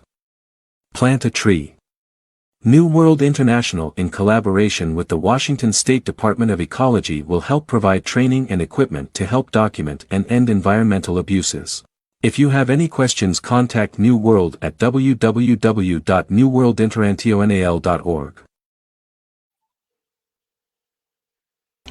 Welcome to Kid Aisha Restaurant. We are located at 1460 Boston Road in the Bronx. We are open 7 days a week from 1 to 12 a.m. We serve Senegambia food and American soul food on Wednesdays and Senegambia food all Saturdays. We do dine-in, we do takeout. We serve chebujin, chebiapa. We do mafe, we do pasta, we do ebe every other day. We have yassa ganat with rice, super kanja with white rice and fufu. We serve a lot of delicious foods. For dinner, we do dibi, chicken dibi, penta, whole chicken. We have shawarma, lots of good food. Also offer catering services for weddings, baby showers, birthday parties, whatever you need regarding here at Kid Aisha. You can call us at 718-450-8606. And we're also on Uber Eats. And if you've ever been to Kid Aisha, make sure you leave a review. Thank you guys for supporting, and we hope to see some new faces. Brother Maron. But in between, for you mix up, as you see today, I have the USA on. So I see. Yeah. So what that highlights is we are not going back. We're definitely not going back. No. No fascism. No, no threat to democracy. We must move forward. Get out and vote. Your vote counts. Let's vote. If you don't want stuff that's going to happen, you have to vote. Your vote counts. So let's all vote. Let's show our support. We really don't care matter, but your vote needs to count. Your vote needs to count. Stand for democracy. You know, Yeah, bro. at least for Before I decency. went No, to no. work, So, huh? before I went to work, I went by the voting place. I voted, and it made me feel good. I'm like, that is why I like to be a U.S. citizen. Whatever you think of this country, and God knows they have their issues, from Yeah. racism, call it whatever you want to call it. Yeah. But at the end of the day, they respect that the final say belongs to the individual. And I was able to go and vote my conscience. Call the wife, the sisters, the whole clan. Tell them to come and vote their consent. No, I tell them exactly where to vote. I pay the bills. and I think it's important, but I will be lying. I'm really scared. I mean, the polls are extremely close. It doesn't really take much. I saw Michelle Obama was in Kalamazoo, Michigan, and I saw this show on in Houston. There's a part of me that feels like come November 5th, there's going to be an upset. We will win. But there's also a part of me that's feeling that, oh my God, this guy my Father Mose, my my argument is he's been on a losing strain. We said there was somehow this massive red wave. It never happened because of the rhetoric, the divisiveness, the dictatorial tendencies. It never happened, right? So here we go, and you know, the polling, the pundits, you know, came up with all that stuff. You know, this person has a momentum, but you know, looking at the data, looking at the political posturing, and the state of mind of the the candidates, something tells me when they win, the political gurus behind the scene, pointing all these data.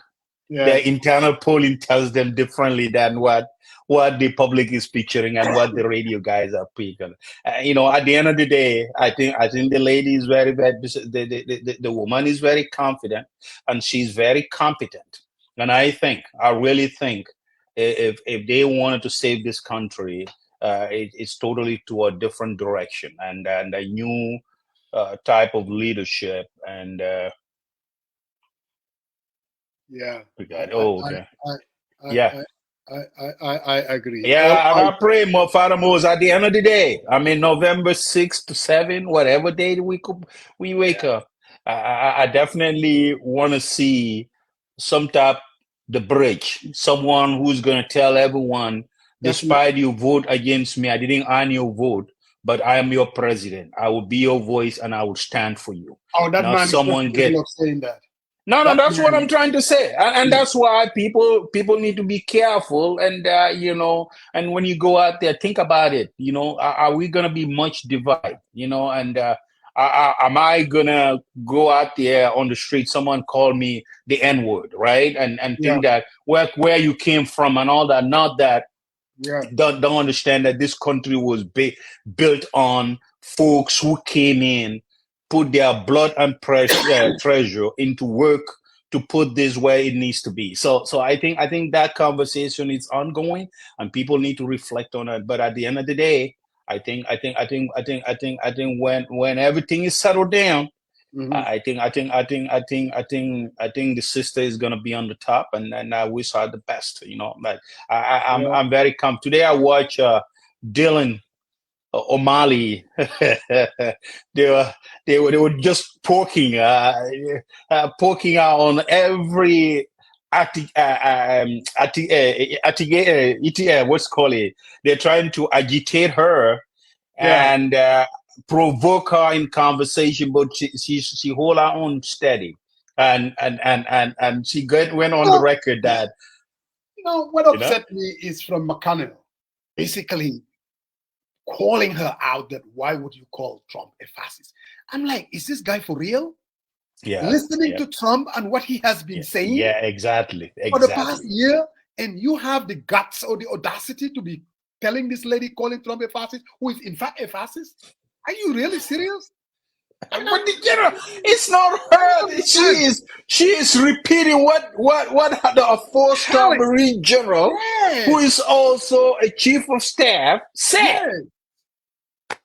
I mean, as you said, when they ask him, do you really believe that Springfield, the Haitian immigrants are eating cats and dogs? He says, "Oh, I was just saying what the media was reporting." Now, Kamala is just amplifying the message what a four-star general said.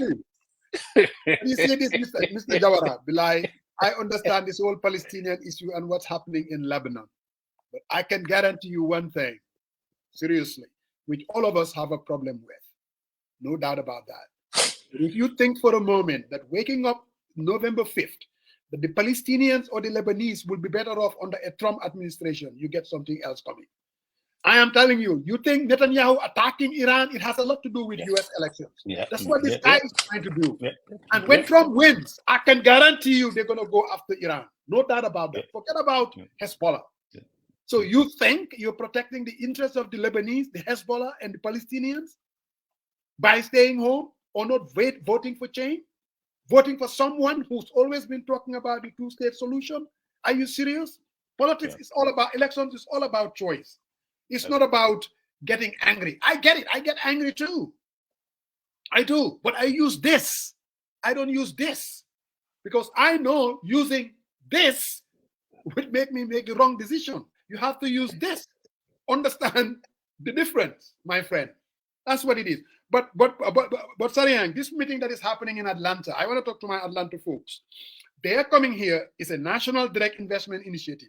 They were supposed to call into the show and talk about it. They're having the meeting in New York. Central Bank is here. American Chamber of Commerce, they're here too as well. My folks here in Atlanta, they're having the meeting on Friday.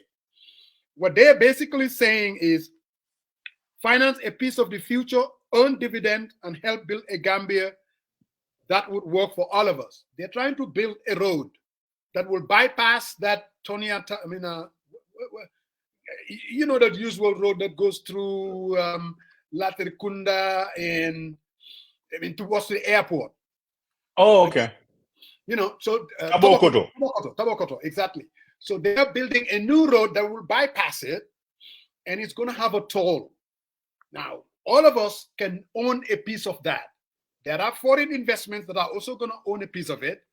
Gambians in the diaspora can also own a piece of it. We're having the meeting here in Atlanta on Friday at Savannah Event Hall, of course, the usual place. And the governor is going to be there. American Chamber of Commerce is going to be there.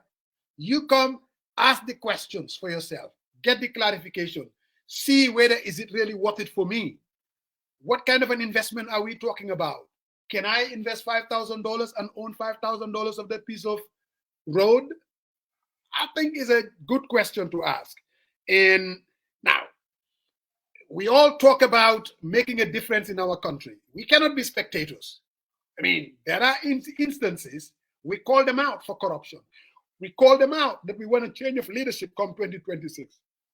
We also want to do, instead of staying on the periphery, to come and own a piece of the Gambia that instead of just leaving it to this so-called foreign direct investment. So my Atlanta folks, call me if you want to get details. The only details that I have is the flyer that we're going to put on social media. The meeting starts at 8 p.m. Friday night. There are going to be snacks. There are going to be the Gambian ambience. And it'll be something nice to do on a Friday night, you know. And I know that they're coming to Seattle too, Sariang. I have a feeling, you know, because Seattle is one of those places. Excellent. So if you say Mamadou Dram, is this the guy? What's his name? Soap? Is that the guy? Yes, that's him. Okay. Yes, that's him. He's now I don't know, is he chairman or president of the American Chamber of Commerce in the Gambia. So I mean, knowing more drama though, he's a doer though, really. I mean, I've worked with him here in Atlanta, you know, Ajera, and a whole lot of other things. He's a community activist. You know, he do his thing, seriously. So it will be interesting to to come and let them give us the right to vote for Sari and Brown. We are foreign assassins. Now, that I agree with you, Solbaji. The fact that they need to give us the right to vote, no doubt about that.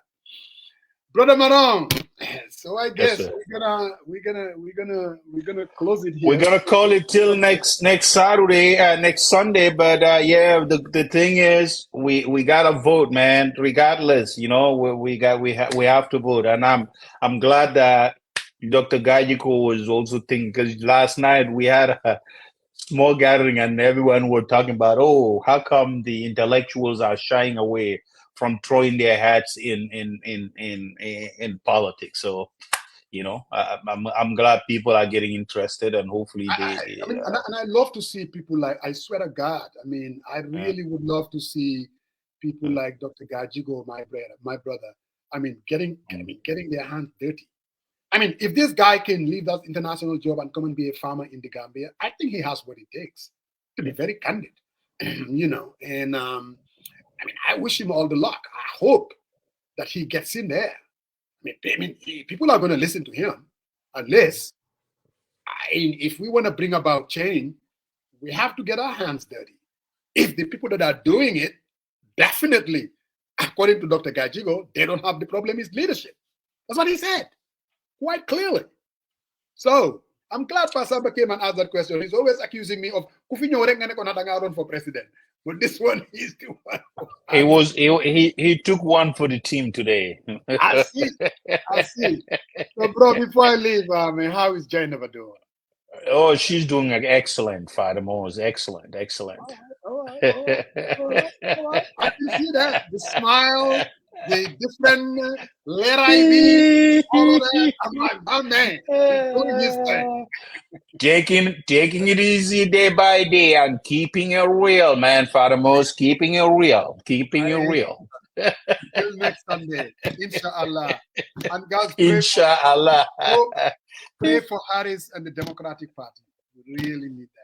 You hear the Maninka phrase they say, Keba Falakuma Simaya Dua? Do you know what that means? No. Okay, I'll tell you next week then. Until next week. All right, brother. All